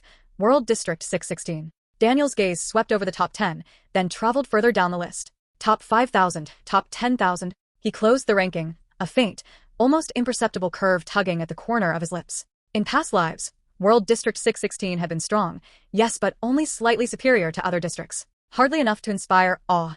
Yet now, half of the top 10,000 ranks were occupied by players from World District 616. And among the top 10, half of the seats were held firmly by 616 strongest. What did this mean? It meant that World District 616, acting as a single world force, could contend with the entire stellar player base. Daniel looked at the familiar names and felt an inexplicable sense of satisfaction. All the experience shared freely, the cheap high-grade equipment, and the resources had not been wasted. Players from World District 616 had utilized them fully, climbing step by step to the pinnacle. This outcome was entirely expected. Had they developed as in previous lives, it would have seemed unnatural. As he contemplated this, a system prompt arrived as expected. Ding. Your level ranking reward has been distributed. Please check your inventory. Daniel opened his backpack and saw a badge glowing with soft golden light. Congratulations. You have obtained the title, Upon the Throne, Supreme Grade. Upon the Throne, Supreme Grade title. Effects. Wearing this title increases all 4 core attributes by 2,000 points. Wearing this title grants unlimited backpack space, and items inside will never drop. All skill cooldowns are halved. Grants the skill, Supreme Grade Purification immune to all control and negative statuses for 5 minutes. Description. A pioneer above all living beings, bearing the responsibility of charting the course of the world. Daniel stared at the title's attributes, lightly tapping it in the void. Ding. You have equipped the title Upon the Throne. The 2,000-point boost to his 4 core attributes elevated his already terrifying output even further. The convenience of an unlimited backpack might seem trivial, but at critical moments it removed countless complications. And the 5-minute cooldown purification skill, combined with the passive immunity from his demon's whisper mask, formed an impermeable defensive barrier. From now on, no control skill could affect him for even an instant. He closed the panel and turned his gaze to the distant horizon, where a faint outline of the battlefield could be seen. Once the Battle of Desperation ends, I'll go hunt for some powerful buff potions, he thought. The Eternal Ring made all buffs permanent, and million-fold boost could elevate ordinary potions to extraordinary quality. By then, his strength would soar once more. But that was for later. For now, there was only one thing to do. Daniel raised his eyes, glancing at the system panel, where a countdown ticked away. 5 minutes remaining. The moment the level rankings appeared, the entire stellar world shook. Players from every world scoured the leaderboard for their own names, desperate to see their place in this stellar contest. Then they saw Faustus at the top. The entire multi-world channel fell into deathly silence. Level 100. The number behind the name was like an invisible iron hammer, pounding the chest of every player. Level 100, what did it mean? The vast majority of players were still struggling in the 30s and 40s, while this man stood in a realm far beyond their reach. This was no longer a lead. It was crushing domination, a chasm, an insurmountable divide. And when their eyes left the top rank and scanned the 2nd, 3rd, 4th, all the way to the 10th, a bone-chilling fear crept up their spines. Half of the top 10 were from World District 616. How is this possible? Some trembling fingers continued scrolling past hundreds, past thousands, past 10,000, until they froze completely. Among the top 10,000, nearly 5,000 names bore the same tag. World District 616. A shared thought arose in countless minds simultaneously. Wasn't the Battle of Desperation supposed to be a multi-world melee? With this, can we even compete? Wait, if we surrender early, can we at least lose only half? Multi-world channel. Players from World District 250 broke the silence first, voices filled with fervor and outrage. I call upon the powers of all worlds to unite against World District 616. They've broken the balance of the game with blatant cheating. Players from World District 1213 stoked the fire. That's right. Led by Faustus, District 616 is essentially cheating across the board. How are we supposed to play? Players from World District 600's frustration surged further. We cannot tolerate any one world dominating. This is an insult to fairness and to all players. Players from District 250 raised their arms, rallying in the multi-world channel. Unite. In this secret battle of desperation, we must band together against the players of World District 616. If the GMs won't stop their cheats, we'll handle the cancer ourselves. Indeed, cheating is rampant in World District 616. It's a disaster of a place. Yes, it's time to teach them a lesson. When the time comes, let's see how our District 1213 players make them log off crying for their moms. Ha ha ha. Occasionally, a player from District 616 would attempt to protest. Our strength is real. We're not cheating, but these voices were instantly drowned out by the overwhelming wave of accusations. Meanwhile, in World District 616's own channel, the atmosphere burned even hotter. Brothers, looks like the whole world is gunning for us this time. What are we afraid of? Kill them all, no matter how many. Exactly. That mighty dwarf warrior? We crushed him, without effort. Under Faustus's lead, we will slaughter anyone in our path. They dare accuse us of cheating? Laughable excuse. Even if the world stands against us, I believe we will prevail. Time flowed amid the clamor. Ding. Attention all players. The server-wide event, Battle of Desperation, has officially begun. Tip. Click the event interface button to teleport directly to the battlefield. Tip. In the secret realm Battle of Desperation, eliminated players cannot re-enter. Global synchronized live streaming is now active. All players can spectate, send bullet comments, and tip. Tip. Killing enemy zone players or completing stage objectives earns Battle of Desperation points, which can be exchanged for various items in the shop. Tip. In Battle of Desperation, all monsters only drop items not equipment, experience, skill books, or gold coins. Killing players from other world zones grants all these rewards. Tip. Upon entering Battle of Desperation, your attack mode is automatically set to area mode. You cannot damage players from your own world zone. Daniel listened to each prompt, expression calm and unchanged. The rules were no different from his previous lives. He opened the event interface and lightly tapped the teleport button. A flash of white light engulfed everything. When his vision cleared, Daniel found himself standing on unfamiliar land. The air was tinged with faint smoke and the metallic tang of blood. The distant horizon was shrouded in a grayish haze. Ding. You have been automatically assigned to World District 616. Initial login count for District 616, 1.09 billion. System rating for District 616 Combat Power, SSS grade. Secret Realm Quest difficulty automatically adjusted to SSS grade. Tip. All District 616 players completing the event will receive SSS grade rewards. Tip. You have entered the Battle of Desperation battlefield. Current area, NC, 8848 Teleport Zone. Tip. Map updated. Follow guidance to reach your district's castle. Wild monsters appear en route. Players must exercise caution. Daniel was about to open the map when a flurry of rapid prompts sounded in his ear. Tip. You are now in combat. You are under attack by the player Golden Windblade. Tip. You are now in combat. You are under attack by the player The Silent One. Tip. You are now in combat. You are under attack by the player Von Klein. Simultaneously, a stream of trivial damage numbers floated above his head. -1. Miss. -1. Miss. Daniel raised an eyebrow. He looked up to see dozens of foreign world players surrounding him, unloading torrents of attacks. Flashes of skill light exploded across his form, yet they struck like waves against a cliff, unable to even scratch the surface of his armor. Nearly 20,000 points in his 4 core attributes, combined with a 50% absolute evasion from his Windstrider robe, made the attacks of these 30 to 40 level players laughably ineffective. Yet the attackers' reactions were even more stunned. By the gods. What kind of monster is this? All damage is forced? How is this possible? 40+ people attacking one, and each hit deals only 1 point of damage? I must be seeing things. Look at his title. Upon the throne. Rising Star of the Empire? Holy shit. Faustus, he's Faustus. The one-man city slayer Faustus. No. Wait, run. Run. Daniel's eyes glinted with icy killing intent. Planning to strike and run? Suicide. He raised his hand, but the scene before him only sharpened his intent. Within MC, 8848 Teleport Zone, countless foreign world players were ruthlessly slaughtering District 616 players. They struck with no mercy, treating the humans not as fellow players, but as enemies to be annihilated. Some had just landed, barely taking in their surroundings before being overwhelmed by a deluge of skills. Others fought desperately, killing 1 or 2 opponents, only to be instantly focused down by dozens. Those attempting to flee found enemies on all sides escape was impossible. The resistance of District 616 seemed fragile and feeble against this premeditated coalition. Clearly, this was a carefully orchestrated encirclement. Daniel's gaze swept across the battlefield of carnage, his fingers slowly brushing against the string of stellar wrath. Global live stream, Faustus channel. The moment the Battle of Desperation began, global live streaming activated. Billions of viewers poured into the most popular player streams, bullet comments flooding like a tidal wave. They're here. Battle of Desperation has started. Check the level rankings. Faustus is level 100. How are the opponents supposed to fight him? Level 100? With so many worlds united, a single spit could drown him. Exactly. District 616 is doomed this time. NC, 8848 Teleport Zone. Faustus is there. Look dash. My gods, so many attacking him. Dozens against 1.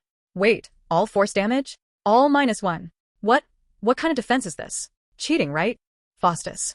Are you tickling me? The chat exploded, and under the gaze of billions, Daniel moved. Within the teleport zone, Daniel unfurled his black dragon wings. 10-meter-wide obsidian wings spread behind him, each feather gleaming with a cold metallic sheen. He leapt into the air, surveying the chaos below. Stellar wrath was drawn taut. The bowstring vibrated, and a golden arrow tore through the sky, ascending toward the clouds. Dash. Arrow storm. Shattering comet. 2 devastating SSS-grade skills ignited simultaneously. At the peak, the arrow exploded, fracturing into thousands of golden streaks, like shattered stars, cascading like a galactic waterfall. Simultaneously, a torrential arrow rain fell from the clouds, merging with the scattering streaks. In an instant, the sky was filled with golden light, each arrow trailing blazing streaks, each imbued with strength capable of tearing steel. Then, boom, boom. The ground shook violently. The roar of explosions merged into a deafening chorus, golden fire consuming everything in moments.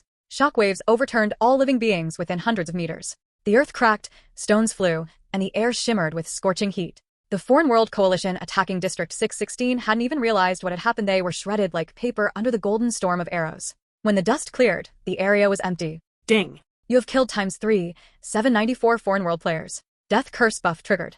Targets level -5. Forced drop of equipment. Forced drop of all backpack items. Endless debt buff triggered. Acquired 100% of target's gold coins. Targets afflicted with eternal debt. The ground glimmered with scattered gold, equipment, and materials, sparkling brilliantly in the sunlight. The entire teleport zone fell into a deathly silence. The Foreign World Coalition that had been hunting District 616 players froze mid-action, their bodies stiffening as they all turned toward the figure hovering in the sky. A silver-white scarf fluttered in the wind, jet-black dragon wings slowly beating behind him, and the longbow in his hands gleamed with pale moonlight. Daniel's expression was chiseled like a blade. There was no rage, no frenzy, only a frozen, absolute calm. It was as if the 3,000-plus enemies before him were mere specks of dust, easily brushed away. Faustus, LV-100, upon the throne. Faustus. A trembling whisper emerged from somewhere, saturated with fear. Then, as if repelled by an invisible force, hundreds of Foreign World players simultaneously turned and fled in every direction. Devil. He's a devil. Devil my foot, that's cheating, no doubt. Let's see how they spin this one. Forget whether he's cheating, the problem is we're locked. Holy shit, who can get up there and stop him? Damn it, my friend just messaged me. Being killed by Faustus makes you lose levels and equipment. This cheat dog is insane. I don't want to drop levels. I don't want to lose gear. Gods, save me. Daniel's lips curved slightly, yet there was no trace of amusement in his eyes. He unfurled his dragon wings. His figure became a black lightning bolt. Godspeed. In the next moment, he appeared in the densest cluster of fleeing players. Arrow storm. A golden rain of arrows poured down again, toppling hundreds more. Activating Godspeed, he reappeared in another direction. Void arrow. Arrows charged with elemental power pierced through the crowd, detonating at a distance and sending dust swirling into the sky. Again, hundreds fell without resistance. Over the next few minutes, Daniel's figure flashed across the battlefield repeatedly. Every appearance brought a torrential arrow storm, each taking down hundreds of lives. From above, he was like a bolt of black lightning weaving through a fleeing crowd. Wherever he passed, golden light and scattered loot littered the ground. 3 minutes. Just 3 minutes. Within the MC 8848 teleport zone, not a single Foreign World player survived. The rescued District 616 players stood dumbfounded, staring at the golden-strewn battlefield and the slowly descending black figure. Their minds blank. Some murmured, Is it over? Others trembled in disbelief. Faustus alone, 3 minutes, killed thousands, wait, almost 10,000, right? Some laughed out loud, joy mingled with relief at surviving the massacre. Stop standing there. Help the god pick up the loot. Over 2,000 District 616 players snapped out of their stupor, cheering as they charged toward the golden battlefield. Long live Faustus. Long live World District 616. Let those Foreign World scum see what happens when they mess with us. Global live stream, Faustus channel. The chat exploded. Cheat dog, D. By the gods. 3 minutes, one person, nearly 10,000 kills. Those were all players, not ordinary mobs. Faustus. So you want to gang up on me? Ha ha, after this battle, the Foreign World players will have nightmares. Lose 5 levels, drop gear, empty backpack and gold coins. Who can survive that? One death here basically means delete your account and start over. Faustus isn't playing, he's committing genocide. District 616 players, thanks to Faustus for the loot package.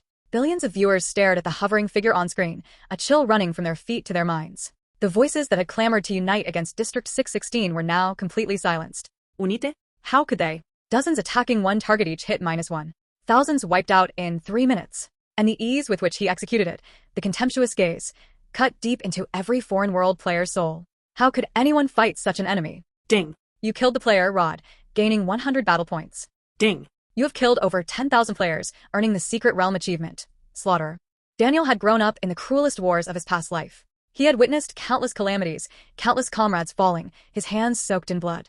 Over 2 centuries, his heart had been tempered to solid rock. So now, as he slaughtered the Foreign World players, he felt no hesitation whatsoever. Yet, throughout the pursuit, one thought lingered deep in his mind. In the other areas of the Secret Realm, District 616 players were likely being besieged by coalition forces as well. Those who survived to reach the castle would likely be less than 1 in 10. This was well within his expectations. In previous lives, District 616 players often suffered under coalitions led by World District 250. In this life, the players' power was even stronger, so the assaults would be even more frenzied. Daniel's eyes darkened. His bow hand drew faster. Ding. You have killed over 100,000 players, earning the Secret Realm achievement. Overwhelming force. Global live stream, Faustus channel. The chat erupted like a tidal wave. Spectators spammed comments frantically. Insane. Insane. Kill these idiots who can't handle it. Faustus is invincible. These foreign world scum can't play fair, so they all die. Well done. Faustus, dealing with them without leaving a single one. Too strong. Faustus's MP can't be running out, right? This arrow storm hasn't stopped. By the gods. Human-shaped auto arrow towers? Or infinite ammo ones?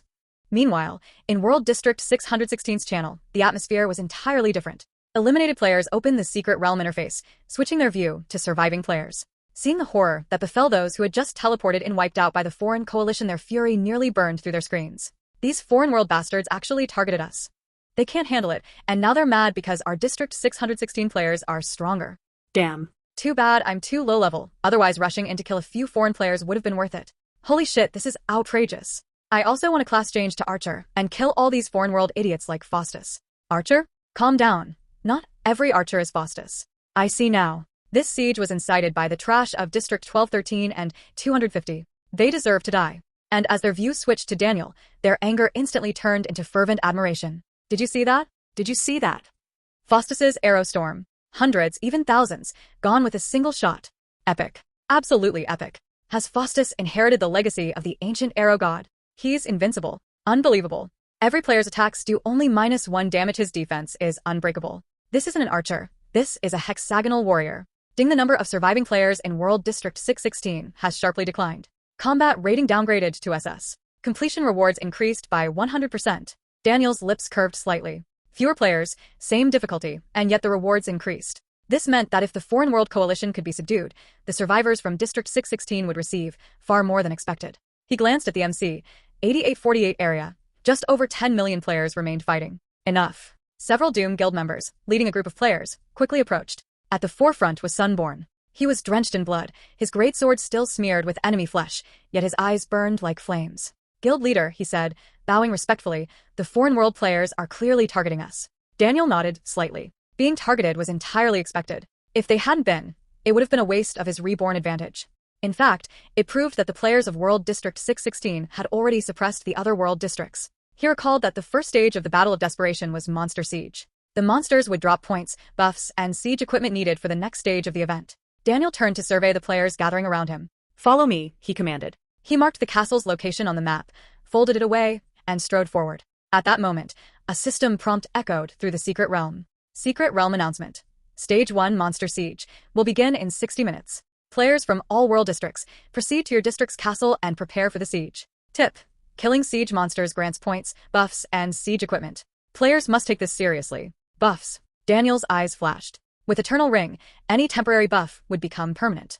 This meant that the more monsters he killed during the siege, the stronger he would become. And those who thought increasing his difficulty was a trap would soon discover that they had instead handed him an incredible gift. Daniel led hundreds of thousands of players toward the castle. The wild monsters in the Secret Realm were as fragile as dried grass before him. Each drawn arrow felled dozens, and each arrow storm cleared vast swaths. The players following him didn't even need to attack, they simply collected the drop materials. It was as if a war god carved a path of slaughter ahead, and behind him marched a group of loot-gathering attendants. When the towering castle finally came into view, everyone breathed a sigh of relief, as if they had returned from the gates of hell.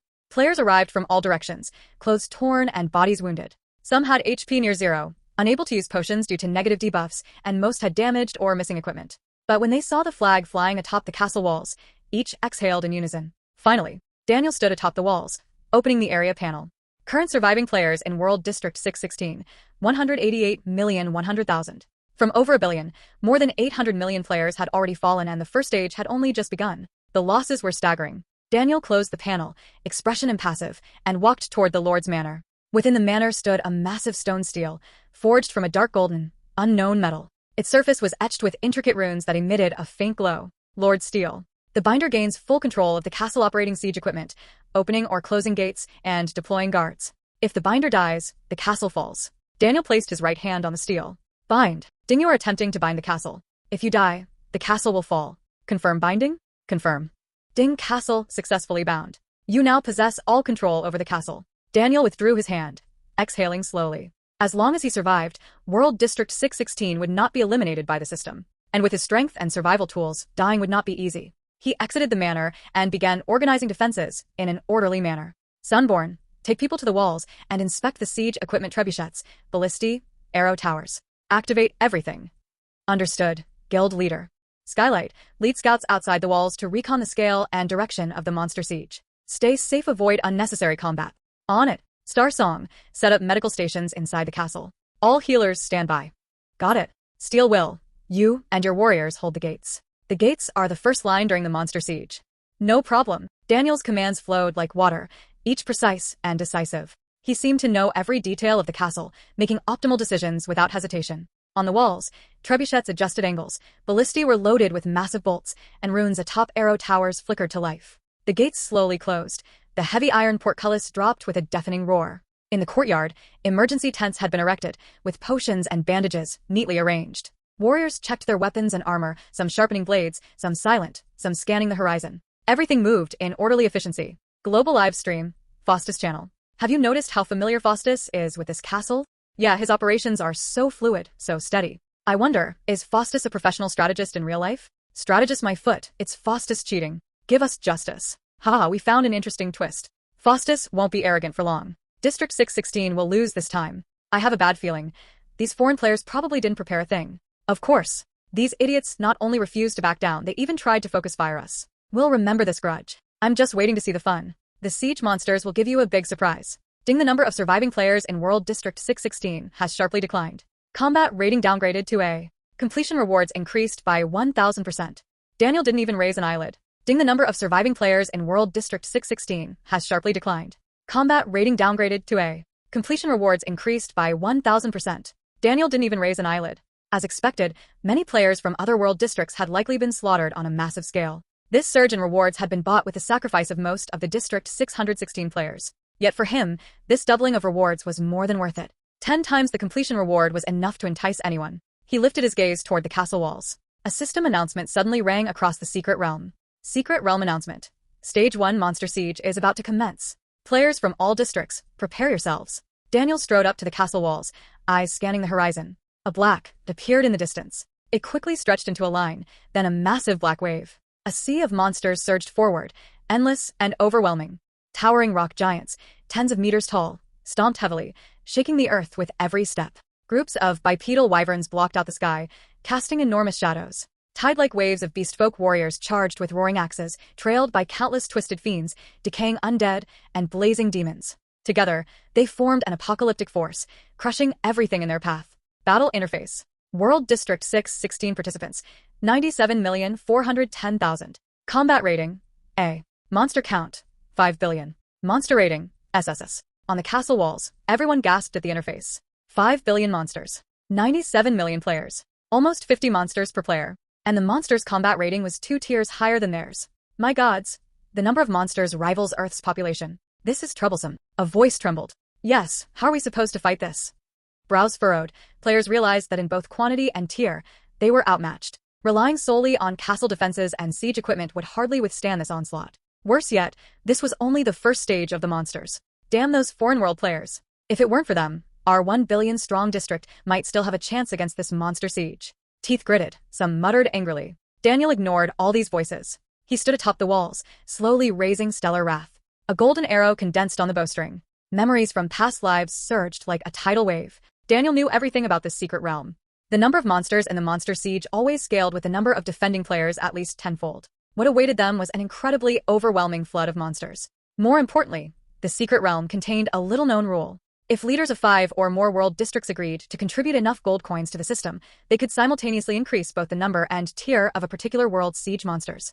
It was a weapon for the coalition of worlds to suppress a strong district, and the only tool for weaker districts to gang up on stronger ones. Of course, this required real financial sacrifice. But Daniel also understood another truth: risk and reward were always proportional. The more monsters, and the higher their tier, the greater the rewards for a successful defense. The monsters would drop buffs, siege equipment, and anything useful for fortifying the castle. Simply put, the more they killed, the more they earned. This was a high-stakes gamble. The lives of all District 616 players were the wager. Those foreign world players traps the gold coin-powered increase in siege difficulty were, in Daniel's eyes, just another pile of wealth waiting to be collected. A cold curve tugged at the corner of his lips. His mind was already calculating. World District 1213 channel. The chat was flooding with frenzied, hostile messages. This battle, we must erase District 616 from the map. Let them get arrogant. Think they're impressive because of high player counts? I want to see how long they survive this time. 12 districts combined, spent gold to double siege numbers and tier. They're doomed. Ugh, you guys are truly malicious to the bone. A comment from a District 616 viewer appeared, filled with resentment. Even if we didn't fully understand the external players' secret messages, we could sense the conspiracy. In moments, thousands of 616 players flooded Daniel's viewing channel, messages streaming like a tidal wave. Brothers, the truth is out. These monsters were manipulated by the foreign districts. Exactly, we've confirmed that they tampered with our district's siege monsters. Damn. These foreign bastards have no bottom line. Is this info reliable? Can the game even allow this? Damn. Our chat alerts don't even reach the secret realm. They trapped us once during teleport, and now again. Too much. Don't panic, everyone, don't panic. We have Faustus. Yes, with Faustus. What's there to fear? Gradually, panic subsided, replaced by silent, unwavering trust. Everyone understood.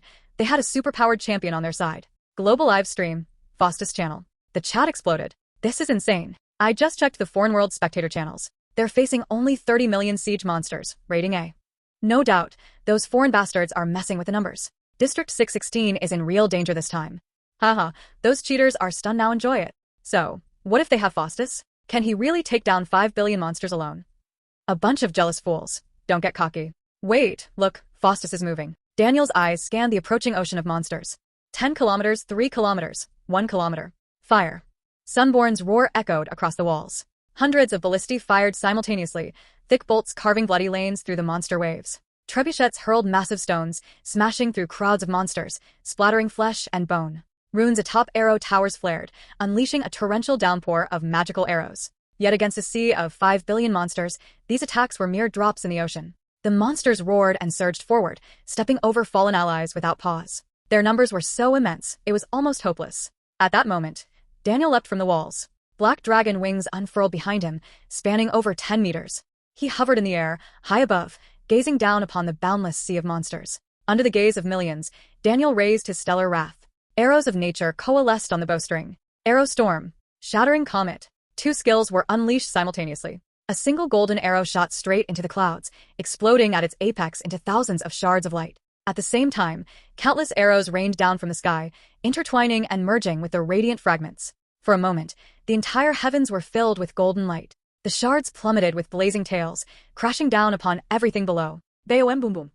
Minus 3,868,959. Minus 3,895,682. Minus 4,686,683. Golden fire engulfed all. The ground trembled, the sky roared. The explosions merged into a deafening symphony, shockwaves overturning every monster within hundreds of meters.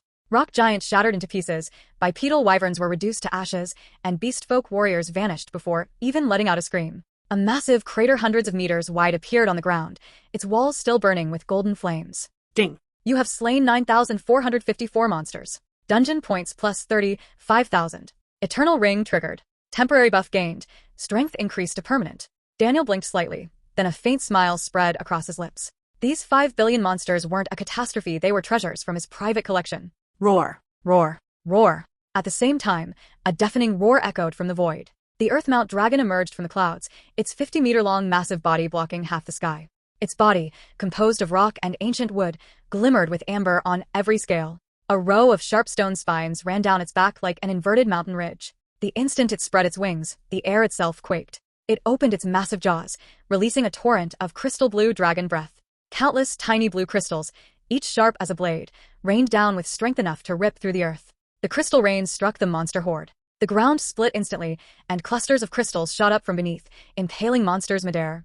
At this moment, the dragon was a living calamity, the wrath of the earth, Daniel's sharpest fang. Wherever the crystal clusters passed, monsters' HP jumped by the millions, row after row collapsed. The Earth-mount dragon let out an earth-shattering roar, beating its wings as it plunged into the deepest part of the horde. Its undying nature made it a blade that could never break, freely harvesting life from its enemies. Daniel watched the little stone dragon slaughter with satisfaction. It was its first time enjoying such a carnage. The last time at the Dwarven Iron Forge, to prevent excessive losses, he had personally annihilated the fortress's elite forces. This had left most players and NPCs little room to act. Continue. Daniel drew his bow again. Void arrow. A golden arrow infused with elemental energy streaked through the horde. Where it passed, the ground was carved into charred trenches, monsters on either side shredded by elemental force. Etherlance. A golden spear tore through the air, piercing 3 epic-grade rock giants and exploding deep within the horde, clearing a vast area. Arrow storm. Countless explosive arrows poured down like a storm. Each hit triggered an explosion, causing chain reactions that devoured all nearby monsters. Alone, Daniel stood in the center of the monster sea with his bow, utterly unrestrained. Beneath him flowed a violent, ocean-like tide of beasts. His arrows never stopped, golden light flashing frenetically around him. Every draw of his bow felled thousands. Every release cleared a massive area. The monsters surged toward him, yet none could breach the 300-meter radius around him. Within this zone, a crimson death zone was forcibly carved out. Any monster stepping inside would be shredded by a storm of arrows. Ding. You have slain 100,000 monsters. Ding. You have slain 1 million monsters. Ding. You have slain 10 million monsters. Permanent buff gained. Strength increase, legendary grade. Permanent buff gain, constitution increase, legendary grade. Permanent buff gained. Agility increase, legendary grade. Permanent buff gain, skill réplication, legendary grade. The system alerts scrolled so fast Daniel barely glanced at them. Only one buff caught his attention. Skill replication, legendary grade. Effect: when using a skill, an additional copy of the same skill is cast automatically. With the Eternal Ring, this effect was now permanent. A glint shone in Daniel's eyes as he drew again. Etherlance. Whoosh dash. A golden spear tore through the air. Then a second golden spear materialized, following immediately. 2 arrows. One shot fired 2 arrows. Boom boom. The twin spears carved a death lane through the monster tide, endless, as far as the eye could see. Minus 4,979,979. Minus 4,487,249. Double damage. A cold, sharp arc curved on Daniel's lips. He continued the harvest. The monster tide surged, then collapsed like waves. In just 10 minutes, countless corpses piled up around him. The bodies formed small hills, which then piled atop each other into even taller mountains. Daniel stood atop this mountain of corpses, looking down like a reaper harvesting life itself. Global live stream, Faustus channel. The chat had completely erupted. The gods are above. The gods are above. The gods are above. What am I seeing? One man with a bow just killed tens of millions of monsters. Is this a game? Is this a movie? This is insane. Oh, thanks. Faustus is such a broken archer. Cheating blatantly, destroying the game environment. *CK. You idiots in the Otherworld servers just sit there helplessly, fuming in vain, huh? Wait, do you notice? Faustus is glowing more and more. Every time he kills a batch of monsters, another light appears. These buffs are stacking him into a monster himself. This doesn't make sense. The longer the monster's siege, the stronger Faustus gets. So if we pay for more difficulty, we're just giving him free power-ups. Idiots. Servers 1213 and 250. Thanks for the 5 billion monster gift pack. Faustus graciously accepts. Player tips Faustus 1,000 gold coins. Message: Great Faustus, fight through with our will. Player tips Faustus 5,000 gold coins. Message: show those Otherworld servers what true strength is.